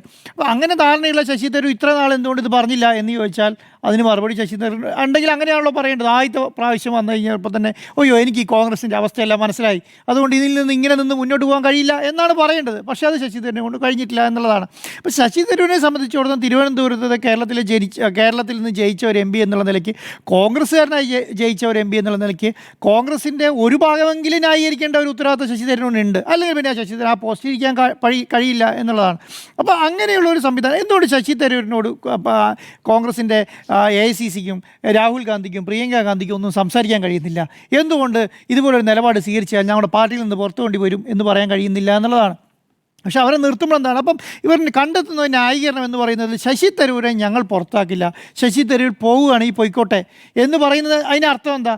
അത് പോകുമെന്ന് പറയുന്നത് അതിങ്ങനെ പോകും. കാരണം BJPക്ക് ഏറ്റവും കൂടുതൽ ആവശ്യമുള്ള സമയം വരെ ഈ ശശി തരൂരിനെ അവിടെ നിർത്തിക്കൊണ്ട് ഇങ്ങനെ പള്ളു പറഞ്ഞുകൊണ്ടേയിരിക്കും. ഇപ്പോൾ ബീഹാർ ഇലക്ഷൻ വരും, അടുത്ത പിന്നെന്താണ് കേരളം തമിഴ്നാട് പോലെയുള്ള ഇലക്ഷൻ വരും. വളരെ ശശി തരൂരിന് വളരെ സ്ട്രോങ് ഹോൾഡായ സ്ഥലങ്ങളിലൊക്കെ ആയിരിക്കും, ഈ പറഞ്ഞ സമയത്തൊക്കെ ആയിരിക്കും ശശി തരൂരിന് ഇടപെടാൻ പോകുന്നത്. ബീഹാർ പോലെയുള്ള സ്ഥലങ്ങളായിരിക്കില്ല. അപ്പോൾ കേരളത്തിൽ ഇലക്ഷൻ്റെ സമയത്ത് ശശി തരൂർ ഇതുപോലെ ഒരു ലേഖനം പറഞ്ഞുള്ള അവസ്ഥ ഒന്ന് ആലോചിച്ച് നോക്കി. ഒന്ന് ചിന്തിച്ച് നോക്കിയേ. തമിഴ്നാട്ടിലെ ഇലക്ഷൻ്റെ സമയത്തൊരു ലേഖനം വന്നുള്ള അവസ്ഥ ആലോചിച്ച് നോക്കി. 2 ഇലക്ഷൻ ഒന്നിച്ച് വളരെ സൗത്ത് ഇന്ത്യൻ സ്റ്റേറ്റുകളിലൊക്കെ ഇലക്ഷൻ്റെ സമയത്ത് എങ്ങനെയായിരിക്കും സംഭവിക്കാമെന്ന് ആലോചിച്ച് നോക്കി. അപ്പോൾ ഇതുപോലെയുള്ള വലിയ പ്രശ്നങ്ങളെ അഭിമുഖീകരിക്കേണ്ടി വരും കോൺഗ്രസിന് ഇനി മറുപടി പറഞ്ഞു പോയിട്ടില്ലെങ്കിൽ. അപ്പോൾ പറയുന്നതാണ്, അപ്പോൾ ശശി തരൂർ അപ്പോൾ പറയുന്നത് എന്താണ്, ശശി തരൂർ പോവുകയാണെങ്കിൽ പോയിക്കോട്ടെ, ഞങ്ങളായിട്ട് പറഞ്ഞു വിട്ടില്ല. അപ്പം ഇവർ ശശി തരൂരെന്ന് പറയുന്നത് കേൾക്കാനുള്ള ബാധ്യസ്ഥരായിട്ട് ഇരിക്കുകയും വേണം. അല്ലെങ്കിൽ ഇപ്പോൾ കൊടിക്കുന്നിൽ സുരേഷ് പറഞ്ഞതുപോലെയെങ്കിലും ACC നേതാക്കന്മാർ പറയണ്ടേ? അത് ഇങ്ങനെ ചെയ്യാൻ പാടില്ല. അങ്ങനെ ഒരു എവിടെയും കേട്ടില്ല. ഇപ്പം 30-ാം തീയതി വന്ന ലേഖനമല്ലേ, ഇന്നിപ്പോൾ 4-ാം തീയതി ആയില്ലേ. 4-ാം തീയതി 4 ദിവസമായിട്ട് 5 ദിവസമായിട്ട് ഒരാൾ പോലും അതിനെതിരെ ഒരു ACC നേതാവ് പറയുന്നത് കേട്ടോ. കാരണം നമ്മളിത് ചർച്ച ചെയ്തതുകൊണ്ടാണ്. മംഗളത്തിൽ ഈ ലേഖനം വന്ന് കേരളത്തിൽ ചർച്ച ചെയ്തുകൊണ്ടാണ്. ആ ലേഖനം മംഗളത്തിലും കൂടെ വന്നു. കേരളത്തിലെ ദേശാഭിമാനി ചർച്ച ചെയ്തു, പ്രധാനപ്പെട്ട പാർട്ടികളെല്ലാം ചർച്ച ചെയ്തു. അപ്പോൾ അവരിപ്പോൾ കേരളത്തിലെ CPM-നെ സംബന്ധിച്ചിടത്തോളം ഒരു കുടുംബാധിപത്യ പാർട്ടി എന്ന് പറയാൻ കഴിയില്ലല്ലോ. അപ്പോൾ അങ്ങനെ അവർക്ക് ചർച്ച ചെയ്യാം. ഇങ്ങനെയുള്ള വിഷയം കോൺഗ്രസിനെതിരെയും BJP-ക്കെതിരെയും കിട്ടിയാൽ അവർക്ക് ചർച്ച ചെയ്യാവുന്ന അവസ്ഥയുണ്ട്. അപ്പോൾ അങ്ങനെ ചർച്ച ചെയ്യുന്ന സമയത്ത് ഇത് ഭയങ്കരമായിട്ട് ബാധിക്കുന്നുണ്ട്. ഇത് നമ്മൾ മനസ്സിലാക്കേണ്ട ഒരു കാര്യം എന്താ പറയുക ജിമ്മി സാറേ, കേരളത്തിന് പുറത്തേക്കൊന്നും കോൺഗ്രസിനെ കുറിച്ച് വലിയ ചർച്ച നടക്കുന്നില്ല എന്നുള്ളതാണ് സത്യം. പല സ്ഥലങ്ങളിലും രാഹുൽ ഗാന്ധിനെ കുറിച്ചിട്ടോ അല്ലെങ്കിൽ ഈ പ്രിയങ്ക ഗാന്ധിയെ കുറിച്ചിട്ടോ ഈ സിൻഡിക്കേറ്റിനെ കുറിച്ചിട്ടോ അല്ലെങ്കിൽ ഈ പറയുന്ന ശശി തരൂരിനെ കുറിച്ചോ വലിയ രീതിയിൽ ചർച്ച നടക്കുന്നില്ല. അവിടെയെല്ലാം കേന്ദ്ര സർക്കാരും അതിൻ്റെ വികസന പ്രവർത്തനവും അതുമായി ബന്ധപ്പെട്ട കാര്യങ്ങളാണ്. അതിന് മേലൊക്കെ പറയും. ഇപ്പം ഞാൻ ഉദാഹരണം പറയാം. ഇപ്പോൾ ഈ വോട്ട് ചോരിയുമായി ബന്ധപ്പെട്ട വിഷയത്തിലാണ് ഒരു വലിയ രീതിയിൽ പത്രസമ്മേളനമെങ്കിലും നാഷണൽ ലെവലിൽ മീഡിയകൾ ബ്രേക്ക് ചെയ്തതും എല്ലാ മീഡിയകളും കാണിക്കാൻ കഴിഞ്ഞതും അല്ലേ. 2-3 ആരോപണങ്ങളും ഈ ഇലക്ഷൻ കമ്മീഷനെതിരെ 2-3 ആരോപണങ്ങൾ രാഹുൽ ഗാന്ധി കൊണ്ടുവന്നു. അതുമായി ബന്ധപ്പെട്ട അതായത് ഈ വോട്ടർ അധികാര യാത്രയുമായി ബന്ധപ്പെട്ട കാര്യങ്ങൾ ഇതൊക്കെ മാത്രമാണ് ചർച്ച നടക്കുന്നത്. അതെന്ന് പറഞ്ഞാൽ വളരെ ചുരുക്കമാണ്. ഇപ്പം ഞാനിപ്പോൾ നേരത്തെ PR സുനിൽ പറഞ്ഞപ്പോൾ ശ്രദ്ധിക്കുകയായിരുന്നു. കാരണം ബീഹാർ ഇലക്ഷൻ്റെ സമയത്ത് ബീഹാറിൽ നിന്നും ഉണ്ടാകുന്ന ഈ കോൺഗ്രസിൻ്റെ UPA-ൻ്റെ ഭാഗത്തു നിന്നുള്ള അടികളാണ് ചർച്ച ചെയ്തുകൊണ്ടിരിക്കുന്നത്. അവർക്ക് സീറ്റ് നിഷേധം, അവർക്ക് സീറ്റ് വീതം വെപ്പ്, അത് കഴിഞ്ഞിട്ട് സ്വന്തം ഘടകകക്ഷികൾ തമ്മിൽ അങ്ങോട്ടും ഇങ്ങോട്ടും പത്രിക കൊടുക്കാൻ പോകല്, ഇതൊക്കെയാണ് അവിടെ ചർച്ച ചെയ്തുകൊണ്ടിരിക്കുന്നത്. അപ്പോൾ അങ്ങനെയുള്ള കാര്യങ്ങളിൽ നിന്ന് എന്തുകൊണ്ട് ഇന്ത്യയിലെ രാഷ്ട്രീയം ചർച്ച ചെയ്യാൻ കോൺഗ്രസിനെ കൊണ്ട് കഴിയുന്നില്ല എന്നുള്ളതാണ്. ഇന്ത്യയിലെ രാഷ്ട്രീയം കോൺഗ്രസ് ചർച്ച ചെയ്യാൻ കഴിയുന്നുണ്ടോ? എത്ര നാളായി ഒരു ഇന്ത്യൻ രാഷ്ട്രീയത്തെക്കുറിച്ച് ചർച്ച ചെയ്യുന്നു. നമ്മൾ ഇലക്ഷൻ്റെ സമയത്ത് വലിയ രീതി കോൺഗ്രസ്സുകാർക്ക് പോലും ആത്മവിശ്വാസം ഉണ്ടായിരുന്നില്ല 200 വോട്ടിലേക്ക് കയറും എന്നുള്ള കാര്യം, സീറ്റിലേക്ക് വരും എന്നുള്ള കാര്യത്തിനകത്ത്. അപ്പോൾ അത്രയും ആത്മവിശ്വാസം. അപ്പം ജനങ്ങൾക്ക് ആവേശമുണ്ട്. ജനങ്ങൾക്ക് എന്താണ്, ഒരു ഭരണം മാറ്റം വേണം, അല്ലെങ്കിൽ ഒരു വലിയ രീതിയിൽ മാറ്റം രാജ്യത്ത് കൊണ്ടുവരണം എന്നൊക്കെ. പക്ഷെ അതിനൊരു നേതൃത്വം കൊടുക്കാൻ കഴിയണ്ടേ? നമ്മളെപ്പോഴും പറയുന്നത് കുടുംബാധിപത്യം. ശരി, കോൺഗ്രസ് ഗാന്ധി കുടുംബം ഇല്ലാതെ ഒരു കോൺഗ്രസ് നമുക്ക് ഇന്ത്യയിൽ പ്രതീക്ഷിക്കാൻ കഴിയുമോ? നമ്മളിപ്പോൾ എന്ത് ന്യായം പറയും? ഇപ്പോൾ രാഹുൽ ഗാന്ധി ഇല്ലാതെ, സോണിയാഗാന്ധി ഇല്ലാതെ, പ്രിയങ്ക ഗാന്ധി ഇല്ലാതെ ആരാണ് ഈ സംവിധാനത്തെ നേതൃത്വം വഹിക്കുക? അങ്ങനെ ഒരു നേതൃത്വം വഹിച്ചാൽ ആൾക്കാർ അംഗീകരിക്കുമോ? ശീലിച്ചു വന്നത് അങ്ങനെയാണ്. കോൺഗ്രസ് പാർട്ടി ശീലിച്ചു വന്നത് അങ്ങനെയാണ്. നെഹ്റുവിൻ്റെ കാലം തുടങ്ങിയിട്ട് ഇതുവരെ ഇപ്പോൾ ഈ രാഹുൽ ഗാന്ധി എത്തിയിരിക്കുന്ന കോൺഗ്രസിനെ ശീലിച്ചത് അങ്ങനെയാണ്. സാധാരണ ജനങ്ങൾ ഇപ്പം ഞാൻ പറയാം, വാർഡ് മെമ്പർ തുടങ്ങി പാർലമെൻറ്റ് അംഗം വരെയുള്ള ആരെങ്കിലും ഒരു നേതൃത്വം ഈ രാഹുൽ ഗാന്ധിയുടെ ബേസിലാണ്. ഇപ്പോൾ നമുക്ക് തന്നെ അറിയാം, രാഹുൽ ഗാന്ധി കേരളത്തിലെ ഇലക്ഷന് വന്നു. ഇലക്ഷന് വന്നപ്പോൾ എന്താ സംഭവിച്ചത്? 19 സീറ്റും തൂത്തുവാരി കോൺഗ്രസ് ഉണ്ടായി. കാരണം എന്താ? അത് രാഹുൽ ഗാന്ധിയുടെ ഗാന്ധി കുടുംബത്തിലുള്ള ആവേശം കൊണ്ടാണ്. ഈ ഗാന്ധി കുടുംബത്തിലുള്ള ആവേശം കൊണ്ടാണ് ഈ പാർട്ടി തന്നെ നിന്ന് പോകുന്നത്. അപ്പോൾ നമ്മൾ പറയും, അയ്യോ ഈ ഇന്ത്യയിൽ പാർട്ടി വേണ്ട, ഇന്ത്യയിൽ ഗാന്ധി കുടുംബമായിട്ട് അതൊരു കുടുംബാധിപത്യം എന്നത് അങ്ങനെയല്ല. കാരണം സിസ്റ്റം വർക്ക് ചെയ്യുന്നത് അതിൻ്റെ ഭാഗത്തായിട്ട്. BJP പോലും സിസ്റ്റത്തിലല്ല കോൺഗ്രസ് വർക്ക് ചെയ്യുന്നത്, CPM പോലും സിസ്റ്റത്തിലല്ല കോൺഗ്രസ് വർക്ക് ചെയ്യുന്നത്. കോൺഗ്രസിൻ്റെ അടിത്തറ എന്ന് പറയുന്നത് ഗാന്ധി കുടുംബത്തിൽ അടിസ്ഥാനമായിട്ടുള്ള ഒരു അടിത്തറയിലാണ് ഈ കോൺഗ്രസ് നിലനിൽക്കുന്നത്. അപ്പോൾ അത് മനസ്സിലാക്കി അത് മനസ്സിലാക്കാത്ത ഒരു MP ആണ് കോൺഗ്രസിൻ്റെ ഭാഗമായി നിൽക്കുന്നത് എന്നുള്ളതാണ് ഏറ്റവും വലിയ പ്രശ്നം. അത് പ്രവർത്തക സമിതി ഗാന്ധി കുടുംബം എന്താണെന്നും കോൺഗ്രസ് എന്താണെന്നും മനസ്സിലാക്കാത്ത ഒരു MP പ്രവർത്തക സമിതി അംഗമായിട്ടിരിക്കുമ്പോൾ അദ്ദേഹമാണ് ഏതിലേക്ക് മത്സരിച്ചതെന്നറിയോ? പ്രസിഡന്റ് സ്ഥാനത്തേക്ക് മത്സരിച്ചെന്ന് ഓർക്കണം. അപ്പോൾ അദ്ദേഹത്തിൻ്റെ കയ്യിലാണ് ഈ പ്രസിഡന്റ് സ്ഥാനം കിട്ടിയ കോൺഗ്രസ് അവസ്ഥ എന്ന് ആലോചിച്ച് നോക്കിക്കേ. കാരണം അതിന് അടിത്തറ ഇല്ലാതാവും. നമ്മളെന്താ പറയുക, വലിയൊരു മരം നിൽക്കുന്നുണ്ട്, അല്ലെങ്കിൽ വലിയൊരു ചെടി നിൽക്കുന്നത്, അതിൻ്റെ ചോട്ടിലെ വേര് വെട്ടി കളഞ്ഞിട്ട് വലുതായിട്ട് നിന്നോളൂ എന്ന് പറയാൻ നിൽക്കില്ലല്ലോ. അതുപോലെയാണ് ഇപ്പോൾ ഈ പറഞ്ഞ ശശി തരൂർ പറയുന്നത്. കാരണം ഇതിനൊരു അടിത്തറയുണ്ട്, ഇതാണ് അടിത്തറ എന്ന് മനസ്സിലാക്കാതെ പറഞ്ഞുകൊണ്ടിരിക്കുകയാണ്. അപ്പോൾ അതായിരിക്കാം ഗുണം ചെയ്യുക? അത് എതിർ പാർട്ടിക്കാണ് ഗുണം ചെയ്യുക. അത് ഏത് സമയത്താണ്? ഏറ്റവും ക്രൂഷ്യലായ സമയം. ഇങ്ങനെയുള്ള കാര്യങ്ങൾ ചർച്ച ചെയ്യേണ്ടത് എവിടെയാണെന്നറിയോ? ചർച്ച ചെയ്യുന്നത് പാർട്ടിക്കകത്താണ്. ആ പ്രവർത്തന സമിതിയിൽ പറയണം. അതിനകത്ത് ഒരാളെ ഉള്ളോ, 2 ആളോ 3 ആളോ 5 ആളെയോ കൂട്ടി നമ്മുടെ അംഗബലം കൂട്ടിയിട്ട് അവരോട് സംസാരിക്കാൻ പറ്റണം, നേതൃത്വത്തോട് സംസാരിക്കണം. ഇന്ന മാറ്റങ്ങൾ ഈ പാർട്ടിയിൽ കൊണ്ടുവരണം. അത് ചെയ്യുന്നുണ്ടോ? അത് ചെയ്യുന്നില്ല എന്നുള്ളതാണ്. അപ്പം ഇതുപോലെയുള്ള ഒരു സിസ്റ്റം മനസ്സിലാക്കാത്ത ഒരു എം പിനെ ഇവർക്ക് തള്ളി പറയാൻ കഴിയുന്നില്ല. ഇതിനെല്ലാം ഇങ്ങനെ മൂടി വെക്കുകയാണ്. ഈ മൂടി വെക്കുന്നതിന് അർത്ഥം എന്താ അറിയോ? മൂടി വെക്കുന്നതിന് അർത്ഥം അതിൻ്റെ ആ പാവഭാരം ഏറ്റെടുക്കാൻ ഇവർ തയ്യാറാകാത്തതുകൊണ്ടാണ്. ഇപ്പം കെ.സി. വേണുഗോപാൽ ശശി തരൂരിനെതിരെ പറഞ്ഞാൽ അതിൻ്റെ പാവഭാരം കെ.സി. വേണുഗോപാൽ വഹിക്കേണ്ടി വരും. പ്രിയങ്ക ഗാന്ധി പറഞ്ഞാൽ അതിൻ്റെ പാവഭാരം പ്രിയങ്ക ഗാന്ധി അനുഭവിക്കേണ്ടി വരും. രാഹുൽ ഗാന്ധി പറഞ്ഞാൽ അതിൻ്റെ പാവഭാരം രാഹുൽ ഗാന്ധിയാണ്. എന്നാൽ അത് പറയാൻ പറ്റിയ ആളാരാണ്? സോണിയാഗാന്ധിയാണ്. സോണിയാഗാന്ധി അതിനെക്കുറിച്ച് മിണ്ടുന്നുമില്ല. താഴെ ആര് പറഞ്ഞാലും കാര്യമില്ല എന്നുള്ളതാണ്, ഒരാൾ പറഞ്ഞാലും കാര്യമില്ല എന്നുള്ളതാണ്. അപ്പോൾ ശശി തരൂരിനെ തിരുത്താൻ ശശി തരൂരിന് പോലും പറ്റില്ല എന്നുള്ളതാണ്. ഇനി ആകെ തിരുത്താൻ പറ്റുന്ന ആർക്കാണെന്നറിയാം? നരേന്ദ്രമോദിക്കാണ്. അല്ലാതെ വേറെ ഒരാൾക്ക് അത് തീർക്കാൻ വരാം. ശശി തരൂർ ലേഖനത്തിലൂടെ വീണ്ടും കുഴപ്പത്തിലാക്കിയോ എന്നാണ് ചോദ്യം. സുജയ, ശശി തരൂർ കുഴപ്പത്തിലാക്കി എന്ന് മാത്രമല്ല, ശശി തരൂർ ഇതൊരു റിമൈൻഡർ ഇടുകയാണ് ഇടയ്ക്കിടയ്ക്ക്. അതായത് നേതൃത്വവുമായി ഉടക്കി നിൽക്കുന്ന ആളാണ് താൻ എന്നുള്ള ഒരു കാര്യം ശശി തരൂർ ആവർത്തിച്ചുറപ്പിക്കുകയാണ്. അപ്പോൾ കുഴപ്പത്തിലാക്കുക എന്നല്ല, ഇതിനകം തന്നെ കുഴപ്പത്തിലാക്കിയതാണ്.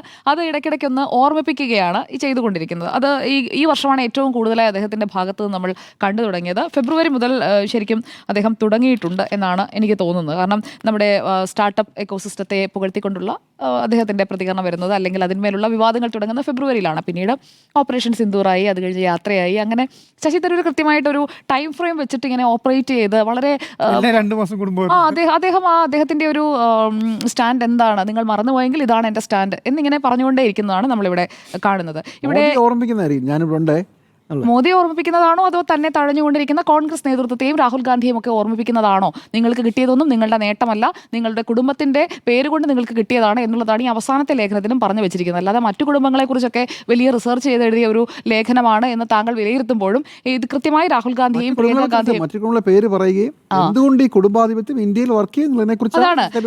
ഇന്ത്യൻ രാഷ്ട്രീയം ഒരു കുടുംബ ബിസിനസ് എന്ന് പറയുമ്പോൾ അതിൽ പ്രിയങ്ക ഗാന്ധിയും വാദ്രയും എല്ലാം ഉൾപ്പെടുന്നുണ്ട്. റോബർട്ട് വാദ്രയുടെ ബിസിനസ്സാണ് ഇതിൽ പറയാതെ പോയിരിക്കുന്ന ഒരു അണ്ടർലൈങ് ഫാക്ടർ എന്നുള്ളത് കൂടി നമ്മൾ മനസ്സിലാക്കണം. കാരണം ഈ കുടുംബത്തിന്റെ പേര് ഉപയോഗിച്ച് ഏറ്റവും കൂടുതൽ കച്ചവടം നടത്തുന്ന ആരാണ്? അത് വദ്രയാണ്. അപ്പോൾ ആ വദ്രയെ തന്നെയാണ് ഫോക്കസ് ചെയ്തുകൊണ്ട് ഈ ലേഖനം എഴുതിയിരിക്കുന്നത്. ആ പേര് പറഞ്ഞിട്ടില്ല എന്ന് മാത്രമേ ഉള്ളൂ. ഇന്ത്യൻ രാഷ്ട്രീയത്തെ തന്റെ ബിസിനസ് വളർത്തുന്നതിനായി ഉപയോഗിക്കുന്ന ഏറ്റവും നല്ല ബിസിനസ്മാൻ ആരാണെന്ന് ചോദിച്ചു കഴിഞ്ഞാൽ അത് ജയ്ഷാ ഒന്നുമല്ല, അത് കൃത്യമായി വദ്ര തന്നെയാണ്. വദ്ര ഇപ്പോൾ രാഷ്ട്രീയത്തിലേക്ക് വരാൻ വേണ്ടി നോക്കി, സ്ഥാനാർത്ഥിയാകാൻ നോക്കി, അതും നടന്നില്ല. അത് നമ്മൾ കണ്ടതാണ്, വാർത്തകളായതാണ്. പറ്റിയിരുന്നെങ്കിൽ വദ്രയും ഒരു MP ആയേനെയും. എന്തുകൊണ്ടോ അത് നടന്നില്ല. അപ്പോൾ യഥാർത്ഥത്തിൽ ആ കുടുംബം മുഴുവൻ പാർലമെന്റിലേക്ക് എത്തുന്ന ഒരു സാഹചര്യം ഉണ്ടാക്കാനാണ് നോക്കിയത്. ഇപ്പോൾ വദ്ര മാത്രമല്ലേ ഉള്ളൂ പുറത്ത്. ഇനിയിപ്പോൾ റെയ്ഹാനും മകളും ഒക്കെ വരുന്നതായിരിക്കും നമ്മൾ കാണാൻ പോകുന്നത്. ഇവിടെ നെഹ്റു ഗാന്ധി കുടുംബം തങ്ങൾക്ക് ഈ നേതൃത്വം അല്ലെങ്കിൽ നേതൃത്വത്തിലേക്കുള്ള തങ്ങളുടെ അവസരങ്ങൾ അതൊരു ജന്മ അവകാശമായി കാണുന്നു എന്ന് പറയുമ്പോൾ ഇതുവരെ വന്നിട്ടുള്ളതെല്ലാം അങ്ങനെ തന്നെയല്ലേ? ഇന്ത്യയുടെ ആദ്യത്തെ പ്രധാനമന്ത്രി ജവഹർലാൽ നെഹ്റു മുതൽ ഇങ്ങോട്ട് ആ കുടുംബത്തിലെ എല്ലാവർക്കും പദവികൾ കിട്ടിയിട്ടില്ലേ? അപ്പോൾ അവർ രക്തസാക്ഷിത്വം വഹിച്ചുകൊണ്ട് തങ്ങളുടെ പിൻതലമുറകൾക്കായിട്ട് അത് നേടിക്കൊടുത്തതാണ് എന്നൊക്കെ പറയുമ്പോൾ അങ്ങനെയല്ല. കൃത്യമായി ജോലി ചെയ്ത് താഴെത്തട്ടിൽ പ്രവർത്തിച്ച് വന്ന ആളുകൾക്കൊക്കെ ഈ ഈക്വൽ റൈറ്റ്സ് ഇന്ത്യൻ രാഷ്ട്രീയത്തിൽ കോൺഗ്രസ് കൊടുത്തിട്ടുണ്ടോ എന്ന ചോദ്യം കൂടി അവിടെ നിൽക്കുന്നുണ്ട്. ഇതിൽ അദ്ദേഹം പറഞ്ഞിരിക്കുന്ന ഒരു വാചകം, it is time to trade dynasty for meritocracy എന്നാണ്. അപ്പോൾ ഡൈനാസ്റ്റിയുടെ ഭാഗമായി നിൽക്കുന്ന ആളുകൾക്ക്, ഡൈനാസ്റ്റി പൊളിറ്റിക്സ് എന്ന് പറയുന്നത് അതിപ്പോൾ ഏത് പാർട്ടിയിലായാലും ഇന്ത്യൻ ജനാധിപത്യത്തിന് നല്ലതല്ല എന്ന് സ്വതന്ത്രമായി ചിന്തിക്കുന്ന ആർക്കും പറയാൻ സാധിക്കുന്ന കാര്യമാണ്. ഇവിടെ നടന്നുകൊണ്ടിരിക്കുന്നത് രാഹുൽ ഗാന്ധിയുടെ കുടുംബത്തെ സംബന്ധിച്ചിടത്തോളം ഒരു ഡൈനാസ്റ്റിക് സക്സഷനാണ്. അതായത് ആ ഡൈനാസ്റ്റിയുടെ ഭാഗമായ ആളുകൾക്ക് തുടർച്ച കിട്ടുകയാണ്. വയനാട് സീറ്റ് പ്രിയങ്ക ഗാന്ധിക്ക് ശേഷം ആർക്കാണെന്ന് ചോദിച്ചാൽ റെയ്ഹാനായിരിക്കാം. അങ്ങനെയാണ് സംഭവിക്കാൻ പോവുക. അതിനെയാണ് ശരിക്കും എക്സ്പോസ് ചെയ്യേണ്ടത്. അത് ശശി തരൂർ ചെയ്തത് തെറ്റാണ് എന്ന് ഞാൻ കരുതുന്നില്ല. കാരണം അദ്ദേഹത്തിന് തോന്നിയ കാര്യമാണ്, അത് അദ്ദേഹം പറയുകയാണ്. അല്ലാതെ നരേന്ദ്രമോദിക്ക് വേണ്ടി പറഞ്ഞു അല്ലെങ്കിൽ BJP കുറിച്ച് പറഞ്ഞില്ല എന്ന് പറയുമ്പോൾ ഈ രാഹുൽ ഗാന്ധിയുടെ കുടുംബത്തിന് കിട്ടിയതുപോലെയുള്ള ഒരു സക്സഷൻ താങ്കൾ നേരത്തെ സൂചിപ്പിച്ച BJPയുടെ അല്ലെങ്കിൽ BJPയുടെ ഭാഗമായി നിൽക്കുന്ന സഖ്യകക്ഷികളുടെ 30 കുടുംബങ്ങൾക്ക് അങ്ങനെ കിട്ടിയിട്ടുണ്ടോ എന്നുള്ള കാര്യം നോക്കണം. ശരി, BJP മാത്രമാണ്. ശരി. അപ്പോൾ അതുപോലെ തന്നെ റോബർട്ട് വദ്രയുടെ ടോട്ടൽ 66 കോടിയും ജയഷായുടെ ടോട്ടൽ 124 കോടിയുമാണ്. പൊളിറ്റിക്സിൽ ഭാഗമായി നിൽക്കുന്ന അല്ലെങ്കിൽ പൊളിറ്റിക്സിലേക്ക് വരാൻ ശ്രമിച്ചത് ജയ്ഷായല്ല. ജയ്ഷാ ഇതുവരെ ഒരു തെരഞ്ഞെടുപ്പിലും മത്സരിക്കാനോ രാഷ്ട്രീയത്തിലേക്ക് ഇറങ്ങാനോ സ്വത്തുണ്ടാക്കിയവർ ധാരാളം ഉണ്ടല്ലോ. അദ്ദേഹം മാത്രമല്ലല്ലോ. പിണറായി വിജയന്റെ മകളായാലും കമ്പനി തുടങ്ങിയത് സ്വത്തുണ്ടാക്കാൻ വേണ്ടിയല്ലേ? റോബർട്ട് വദ്രയുടെ ഇരട്ടി. ഓക്കെ. അപ്പോൾ എന്തായാലും റോബർട്ട് വദ്ര തെരഞ്ഞെടുപ്പിൽ മത്സരിക്കാൻ ശ്രമിച്ചു എന്നുള്ളത് താങ്കൾ നിഷേധിക്കുന്നില്ലല്ലോ. MP ആകാനും പാർലമെന്റിലേക്ക് ശ്രമിച്ചു, നടന്നില്ല. ശ്രമിച്ചപ്പോൾ തന്നെ അത് എക്സ്പോസ് ആയി, അതുകൊണ്ട് അത് നടന്നില്ല. അല്ലാത്ത പക്ഷം രാഷ്ട്രീയം തന്നെ. ശരി, അപ്പോൾ സ്വത്തുണ്ടാക്കിയത് അദ്ദേഹം മാത്രമല്ല എന്നതുകൊണ്ടാണ് ഞാൻ കേരളത്തിൽ ഒരു ഉദാഹരണവും കോട്ട് ചെയ്തത്. 124 ശരി, അപ്പോൾ കേരളത്തിലെ ഒരു ഉദാഹരണം ഞാൻ കോട്ട് ചെയ്തതിനോട് താങ്കൾക്ക് വിയോജിപ്പുണ്ടാകില്ലല്ലോ. ഓക്കെ, ശരി, വിഷയത്തിലേക്ക് വരാം. ഇവിടെ ഇപ്പോൾ ഈ ഡൈനാസ്റ്റിക് സക്സഷനെ ശശി തരൂർ എതിർത്തതിനെ ആർക്കാണ് തിരിച്ച് മറുപടി കൊടുക്കാൻ പറ്റുക? നിങ്ങളൊക്കെ സംസാരിച്ചപ്പോൾ ഇവിടെ പറഞ്ഞല്ലോ, സ്പിയർ സുനിലും പറഞ്ഞു ഇതിന് മറുപടി കൊടുക്കുന്ന ഒരു സാഹചര്യം ഉണ്ടാകില്ലെന്ന്. ആരാണ് മറുപടി കൊടുക്കുക? മറുപടി കൊടുത്താൽ സ്വന്തം കുഴി തോണ്ടുകയല്ലേ? ഈ നേതൃത്വത്തെ വിമർശിക്കാൻ കോൺഗ്രസിലുള്ള ആർക്കെങ്കിലും പറ്റുമോ? രാഹുൽ ഗാന്ധിക്കെതിരെ എന്തെങ്കിലും മിണ്ടാൻ പറ്റുമോ? കൊടുക്കുന്നിൽ സുരേഷൊക്കെ വന്നിങ്ങനെ ഒന്ന് പറഞ്ഞു വിട്ടങ്ങ് പോയി. ജയറാം രമേശൊക്കെ അല്ലെങ്കിൽ ഏത് വിഷയം കിട്ടിയാലും എടുത്ത് പ്രതികരിക്കുന്ന ആളുകളാണല്ലോ. പവൻ ഖേര പ്രതികരിക്കുന്ന ആളാണല്ലോ. ആരെയും നമ്മൾ കണ്ടില്ല. എല്ലാവരുടെയും അടുത്ത് മാധ്യമപ്രവർത്തകർ ചോദിച്ചിട്ടൊക്കെ ഉണ്ട് ദില്ലിയിൽ. പക്ഷേ ഒരാൾ പോലും മറുപടി കൊടുത്തിട്ടില്ല എന്നതാണ് ഇവിടെ നമ്മൾ ചോദിക്കേണ്ട ചോദ്യം എന്ന് പറയുന്നത്. ഈ ലേഖനത്തിൽ നിന്ന് എടുക്കേണ്ട ഒരു ഭാഗം എന്ന് പറയുന്നത് എനിക്ക് തോന്നിയത് ability, commitment, grass root engagement, ഇതാണ് കോൺഗ്രസിന് ഇന്ന് ഇന്ത്യയിലെ സാഹചര്യത്തിൽ ആവശ്യമായിട്ടുള്ളത്. അപ്പോൾ ഈ ഗ്രാസ് റൂട്ട് എൻഗേജ്മെന്റ് എന്ന് പറയുന്നത് വളരെ കുറവാണ്. നമ്മളത് കൂട്ടണം എന്ന് പറഞ്ഞുകൊണ്ടിരിക്കുകയാണ് ദേശീയ നേതൃത്വമായാലും സംസ്ഥാന നേതൃത്വമായാലും. അപ്പോൾ അതേക്കുറിച്ച് ഈ ശശി തരൂർ ഈ ലേഖനത്തിലും പറഞ്ഞു വെക്കുന്നുണ്ട്. അത് വേണമെന്നില്ല, നിങ്ങൾക്ക് ഇതുണ്ടെങ്കിൽ അത് വേണമെന്നില്ല എന്ന് പറയുമ്പോൾ അതല്ല ഇതാണ് മുഖ്യമെന്ന് രാഹുൽ ഗാന്ധിക്ക് ഒരു സ്റ്റേറ്റ്മെന്റ് നടത്താമല്ലോ. ഈ വോട്ടുകളെ കുറിച്ചൊക്കെ പറയുന്നത് പോലെ മാസങ്ങളുടെ ഗവേഷണമൊന്നും വേണ്ട. ഇവിടെ ഡൈനാസ്റ്റി പൊളിറ്റിക്സ് അല്ല, നിങ്ങൾ പറയുന്നത് തെറ്റാണ്, അല്ലെങ്കിൽ ഇവിടെ എല്ലാവർക്കും ഈക്വൽ ഓപ്പർച്യൂണിറ്റീസ് കൊടുക്കുന്ന പാർട്ടിയാണ് കോൺഗ്രസ് എന്ന് ഇതുവരെ രാഹുൽ ഗാന്ധി പറഞ്ഞിട്ടുണ്ടോ? ഈ ഡൈനാസ്റ്റിയുടെ ഭാഗമായ രാഹുൽ ഗാന്ധി വലിയ ആദർശവാനാണല്ലോ. ആദർശത്തെക്കുറിച്ചും രാഹുൽ ഗാന്ധിയെക്കുറിച്ചും ഒക്കെ വലിയ രീതിയിൽ പുകഴ്ത്തുമല്ലോ. ഇന്ന് ഈ നിമിഷം വരെ രാഹുൽ ഗാന്ധി ഈ ഡൈനാസ്റ്റി പൊളിറ്റിക്സിന് എതിരെ, അല്ലെങ്കിൽ എല്ലാവർക്കും ഈക്വൽ അവസരങ്ങൾ കിട്ടേണ്ട സാഹചര്യമാണ്, അല്ലെങ്കിൽ അങ്ങനെ വേണം വളർന്നു വരാൻ, താഴെത്തട്ടിൽ സാധാരണക്കാരുമായി എല്ലാവരുമായി ഇടപഴകി അങ്ങനെ കയറി വരുന്ന നേതാക്കൾക്ക് അവസരങ്ങൾ ഉണ്ടാകേണ്ടതാണ് എന്ന് പറയുകയും അതിനുവേണ്ട ഒരു ഇനിഷ്യേറ്റീവ് എടുക്കുകയും രാഹുൽ ഗാന്ധി ചെയ്തിട്ടുണ്ടോ? കേരളത്തിലടക്കം ഇപ്പോൾ നമുക്ക് മനസ്സിലാക്കാൻ കഴിയും. ഇപ്പോൾ ആലത്തൂരിൽ ഒടുവിൽ സ്ഥാനാർത്ഥിയായി മത്സരിച്ച തോറ്റ രമ്യ അടക്കമുള്ള ആളുകളെ താഴേക്കിടയിൽ നിന്ന് കൊണ്ടുവരാൻ ശ്രമിച്ചിട്ടുണ്ട്. പക്ഷേ ഒരു പരിധിക്കപ്പുറം അവരുടെ വളർച്ചയൊന്നും മുന്നോട്ട് പോകുന്നത് നമ്മൾ കാണുന്നില്ല, കേരളത്തിലായാലും അതെ. അപ്പോൾ അങ്ങനെ ഏതെങ്കിലും ഒരു സ്റ്റേറ്റ്മെന്റ് രാഹുൽ ഗാന്ധി നടത്തുകയാണെങ്കിൽ ശശി തരൂർ പറഞ്ഞതിനെ നമുക്ക് പൂർണ്ണമായും തള്ളിക്കളയാം. ശശി തരൂരിന് കൊതിക്കുറവ് കൊണ്ട് പറയുന്നതാണ്, തനിക്ക് അവസരങ്ങൾ കിട്ടാത്തത് കൊണ്ട് പറയുന്നതാണ്, ശ്രദ്ധ നേടാൻ പറയുന്നതാണ്, ശ്രദ്ധ ക്ഷണിക്കലാണ് എന്നൊക്കെ പറയാം. പക്ഷേ രാഹുൽ ഗാന്ധി ഒന്നും ഇതിനെ ഒരിക്കലും എതിർത്തിട്ടുമില്ല, ഇങ്ങനെയല്ല എന്ന് കാണിക്കുന്നതിനായിട്ടുള്ള ഒരു ആക്ടിവിറ്റിയും അദ്ദേഹത്തിന്റെ ഭാഗത്ത് നിന്ന് ഉണ്ടായിട്ടില്ല. ഇവിടെ മല്ലികാർജ്ജുൻ ഖർഗെക്കെതിരെ ശശി തരൂർ മത്സരിച്ച ഒരു സാഹചര്യം കൂടി ഓർമ്മയുണ്ടാകുമല്ലോ. അന്ന് ആ മത്സരം ഒഴിവാക്കുന്നതിന് വേണ്ടി ശശി തരൂരിനെ പരമാവധി ഒറ്റപ്പെടുത്തിയതാണ് കേട്ടോ ഈ ഡൈനാസ്റ്റിയുടെ ആൾക്കാരെല്ലാവരും കൂടി. അപ്പോൾ എന്നിട്ടും അദ്ദേഹം മത്സരിക്കുകയും അദ്ദേഹത്തിന് 1041 വോട്ടുകൾ കിട്ടുകയും ചെയ്തു. അത് വെറുതെ കിട്ടിയതല്ല, ഈ ഡൈനാസ്റ്റിക്കെതിരെയുള്ള വോട്ടാണെന്ന് കിട്ടിയത്. ഈ ഡൈനാസ്റ്റി പൊളിറ്റിക്സ് മല്ലികാർജ്ജുൻ ഖർഗെയെ നേരിട്ട് കൊണ്ടുവന്നിർത്തിയപ്പോൾ മല്ലികാർജ്ജുൻ ഖർഗെയുടെ മെറിറ്റിനെ ഒന്നും ഞാൻ ക്വസ്റ്റ്യൻ ചെയ്യുന്നില്ല. അദ്ദേഹം ഒരു ടോൾ ലീഡർ തന്നെയാണ്. അദ്ദേഹം വരുന്ന പശ്ചാത്തലവും ഒക്കെ ഞാൻ റെസ്പെക്ട് ചെയ്യുന്നു. പക്ഷേ അദ്ദേഹത്തെ തീരുമാനിക്കുന്നു ഡൈനാസ്റ്റി. അതിനെതിരെ അന്ന് മത്സരിച്ച ആളാണ് ശശി തരൂർ. അപ്പോൾ ഈ ലേഖനം എഴുതാനായിട്ട് നരേന്ദ്രമോദി പറഞ്ഞിട്ട് എഴുതിയതാണ്, അല്ലെങ്കിൽ നരേന്ദ്രമോദിക്ക് വേണ്ടി എഴുതിയതാണ് എന്നൊക്കെ പറയുമ്പോൾ അന്ന് ആ മത്സരിച്ചപ്പോൾ നരേന്ദ്രമോദി പറഞ്ഞിട്ടാണോ? അങ്ങനെയാണെങ്കിൽ നിങ്ങൾ അങ്ങനെയും പറയുമല്ലോ. ഇവിടെ റേസ് ടു ക്ലിഫ് ഹൗസ് അതാണിപ്പോൾ നടക്കാൻ പോകുന്നത് അല്ലേ? 6 മാസം കഴിഞ്ഞാൽ ഇവിടെ നിയമസഭാ തെരഞ്ഞെടുപ്പാണ്. ഞാൻ കരുതുന്നത് ഈ മുഖ്യമന്ത്രി കസേരയിൽ കണ്ണുള്ള മറ്റു നേതാക്കളെ പോലെ ശശി തരൂരിനും അതിലൊരു കണ്ണുണ്ട്. അത് കഴിഞ്ഞ തെരഞ്ഞെടുപ്പിൽ 2024 തെരഞ്ഞെടുപ്പിന് മുൻപ് ഒക്കെ നടന്നിട്ടുള്ള പല അവസരങ്ങളിൽ, പല അഭിമുഖങ്ങളിലൊക്കെ 2021 ശേഷമുള്ള അദ്ദേഹത്തിന്റെ പല പ്രതികരണങ്ങളിൽ, 21 ശേഷം ആട്ടോ ഈ മോഹം തുടങ്ങിയത്.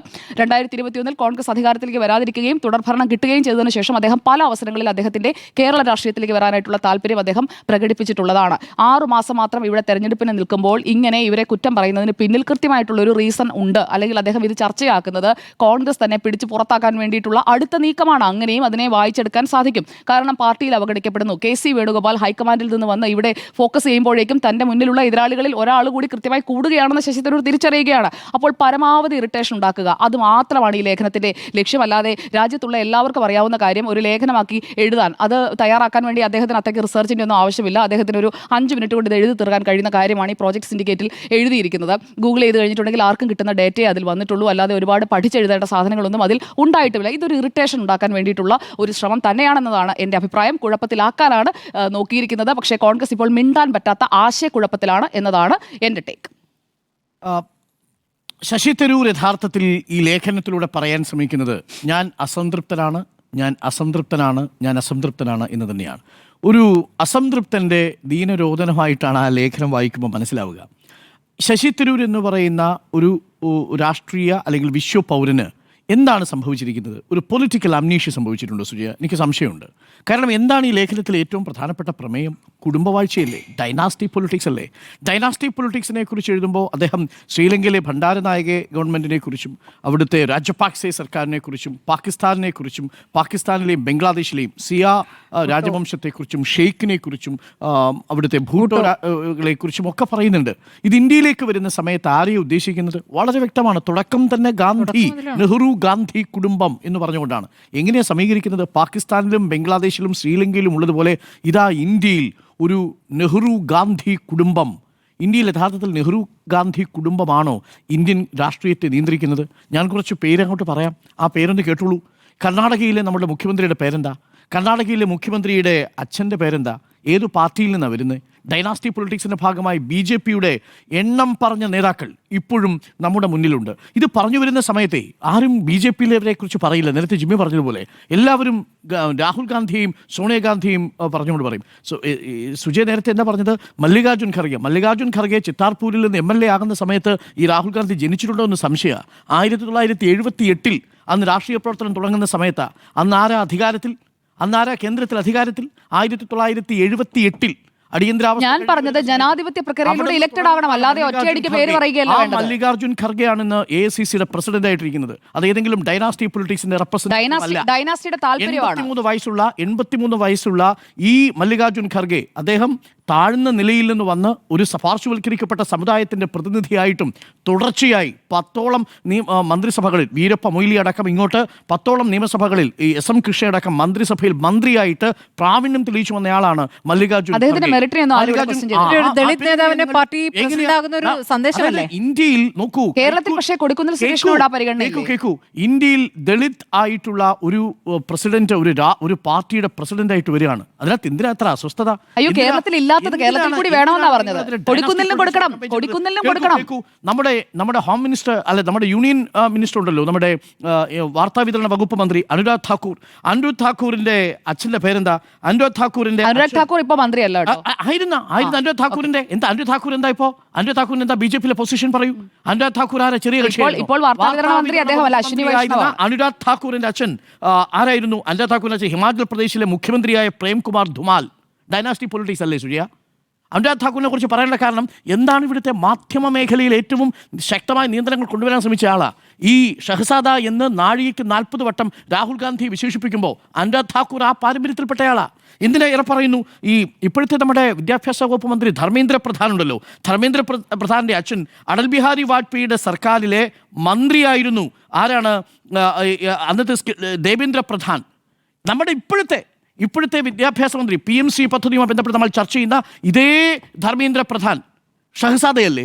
ഡൈനാസ്റ്റി പൊളിറ്റിക്സ് അല്ലേ? എന്താ ശശി തരൂരിന് ഇപ്പോഴത്തെ കേന്ദ്രമന്ത്രിയെ അടൽ ബിഹാരി വാജ്പേയിയുടെ കേന്ദ്ര മന്ത്രിസഭയിലെ ഒരു മന്ത്രിസഭാംഗത്തിന്റെ മകനാണ് ഇപ്പോഴത്തെ മന്ത്രിസഭാംഗം എന്നുള്ളത് മറന്നുപോയോ? ചെറിയ വകുപ്പാണോ ധർമ്മേന്ദ്ര പ്രധാൻ കൈകാര്യം ചെയ്ത വകുപ്പ്? ഇനി കിരൺ റിജിജു ആരാണ്? കിരൺ റിജിജുവിൻ്റെ അച്ഛൻ ആരാണ്? കിരൺ റിജിജു ഇപ്പോഴത്തെ കേന്ദ്രമന്ത്രിയായിരിക്കുന്ന സമയത്ത് അദ്ദേഹത്തിൻ്റെ അച്ഛൻ അരുണാചൽ പ്രദേശിലെ ആദ്യത്തെ പ്രോട്ടം സ്പീക്കറാണ്, റിൻചിൻ ഖാരു.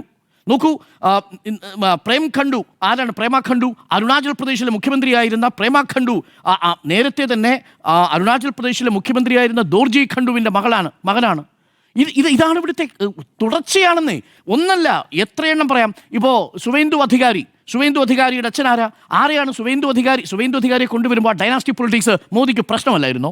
സുവേന്ദു അധികാരിയെ തൃണമൂൽ കോൺഗ്രസിൽ നിന്ന് വിളിച്ച് മമതാ ബാനർജി പൂട്ടാൻ വേണ്ടിയിട്ട് ഇറക്കുമ്പോൾ ഡൈനാസ്റ്റി പൊളിറ്റിക്സ് തൊട്ടുകൂടാ പാടില്ലായിരുന്നു?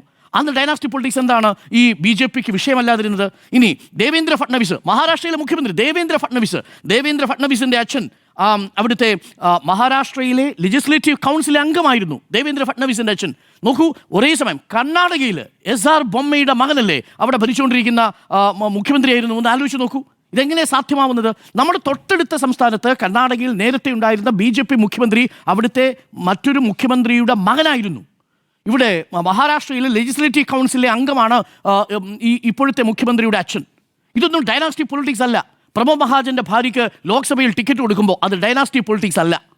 പകരം നെഹ്റു കുടുംബത്തിൽ നിന്നൊരാൾ മത്സരിക്കാൻ വരുമ്പോൾ അത് ഡൈനാസ്റ്റി പൊളിറ്റിക്സ് ആവുന്നു എന്നുള്ള ഒരു സെലക്റ്റീവ് അംനീഷ്യ എങ്ങനെയാണ് ശശി തരൂരിന് ഉണ്ടായത്? അതിനേക്കാളും പ്രധാനപ്പെട്ട ഒരു കാര്യം, രാജ്യത്തിന് വേണ്ടി മരിച്ച 2 നേതാക്കൾ മറന്നു, ഇന്ദിരാഗാന്ധിയും രാജീവ് ഗാന്ധിയും. അതാണ്, നോക്കൂ, ഇവരെല്ലാം ആരാണ് കമ്പയർ ചെയ്യുന്നത്? സ്വാതന്ത്ര്യ സമരത്തിന്റെ ഒരറ്റത്തു പോലും പിടിക്കാൻ യോഗ്യതയില്ലാത്ത ആളുകൾ, സ്വാതന്ത്ര്യ സമരത്തിലും അതിനുശേഷവും വന്ന ഇന്ത്യ രാജ്യത്തും സ്വതന്ത്ര ഇന്ത്യയെ മുന്നോട്ട് നയിക്കുന്നതിലും മുന്നോട്ട് പോകുമ്പോൾ ശത്രുക്കളിൽ നിന്ന് വെടിയേറ്റു വീണ മനുഷ്യരാണ് ഇവർ. അവരെയാണ് നിങ്ങൾ ഡൈനാസ്റ്റി പൊളിറ്റിക്സ് എന്ന് പറയുന്നത്. എന്താണ് ഞാൻ ഈ പറഞ്ഞ നേതാക്കളുടെയൊക്കെ കോൺട്രിബ്യൂഷൻ? അവരൊക്കെ അതാത് മേഖലകളിൽ അതാത് രാഷ്ട്രീയത്തെ പ്രോത്സാഹിപ്പിച്ചവരാണ്. പക്ഷേ ഈ സ്വന്തം ജീവൻ കൊടുത്തിട്ടുണ്ട് ഇവിടെ രാഹുൽ ഗാന്ധിയുടെ കുടുംബം. അങ്ങനെ ഒരു കുടുംബ പശ്ചാത്തലം BJPക്ക് പറയാൻ പറ്റുമോ? ഏതെങ്കിലും ഒരു BJP നേതാവിന് പറയാൻ പറ്റുമോ? സോണിയാഗാന്ധി പ്രധാനമന്ത്രി സ്ഥാനം വേണ്ടെന്ന് വെച്ചാൽ നോക്കൂ, അങ്ങനെ ത്യജിച്ചിട്ടുണ്ട് ഇവിടെ കോൺഗ്രസിന്റെ ചരിത്രം. അത് എന്തുകൊണ്ടാണ് ശശി തരൂർ മറന്നു പോകുന്നത്? അവിടെയാണ് ആ ലേഖനത്തിൽ പറയുന്നത് പോലെ ശരിയാണ്, ഒരു ജനാധിപത്യത്തിൽ കുടുംബവാഴ്ച ഫ്യൂഡലിസത്തിൻ്റെ തുടർച്ചയാണ്. നമ്മുടെ സമൂഹം എന്ന് പറയുന്നത് ഫ്യൂഡലിസത്തിൽ വിശ്വസിക്കുന്ന, അഥവാ ഫ്യൂഡൽ മനസ്സുള്ള, മുതലാളിത്തത്തിൻ്റെ കുപ്പായം ഇട്ടിരിക്കുന്ന ഒരു വൈരുദ്ധ്യമുള്ള സമൂഹത്തിലാണ് നമ്മൾ ജീവിച്ചിരിക്കുന്നത്. അത് ഈ ലേഖനത്തിൽ പരാമർശിക്കുന്നത് ശരിയാണ്. അത് മെറിറ്റിനെ ഇല്ലാതാക്കുന്നു. പക്ഷേ അപ്പോൾ മറന്നു പോകരുത്, കോൺഗ്രസിലെയും ഇന്ത്യ മുന്നണിയിലെ നേതാക്കളുടെ, ഞാൻ എടുത്തു നോക്കുകയായിരുന്നു, ഇതിനകത്ത് പറഞ്ഞിരിക്കുന്നതിൽ 98% ഇന്ത്യ മുന്നണിയിലെ നേതാക്കളെക്കുറിച്ചാണ്.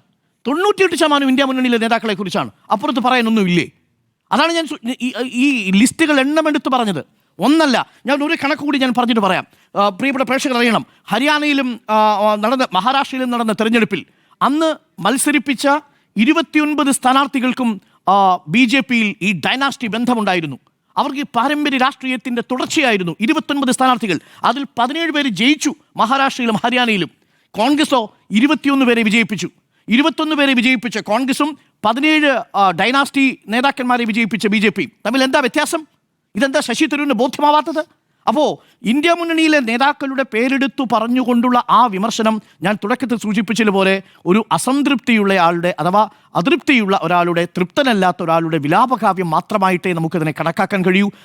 ശശി തരൂരിന് സംഭവിച്ചിരിക്കുന്നത് ഭാഗികമായ ഒരു പൊളിറ്റിക്കൽ അംനീഷ്യയാണ്.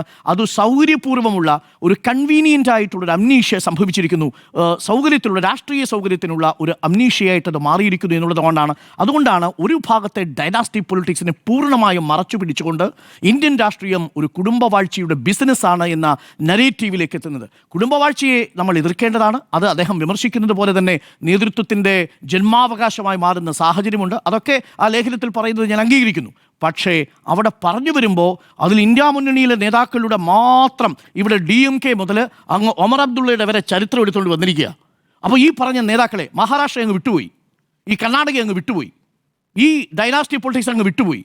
ആ BJP-യിലെ ഡൈനാസ്റ്റി പൊളിറ്റിക്സിനെ മറന്നുകൊണ്ടുള്ള ലേഖനം ഒരിക്കലും പൊളിറ്റിക്കലി കറക്റ്റായ ഒരു ലേഖനമല്ല, രാഷ്ട്രീയമായ ഉദ്ദേശ താല്പര്യങ്ങളോട് കൂടിയുള്ളതാണ് എന്നുള്ളതാണ് എൻ്റെ ഈ വിഷയത്തിലെ ടേക്ക്. കുഴപ്പത്തിലാക്കൂ എന്ന ചോദ്യത്തിന് 4 പേർ യെസ് എന്നും 2 പേർ നോ എന്നും.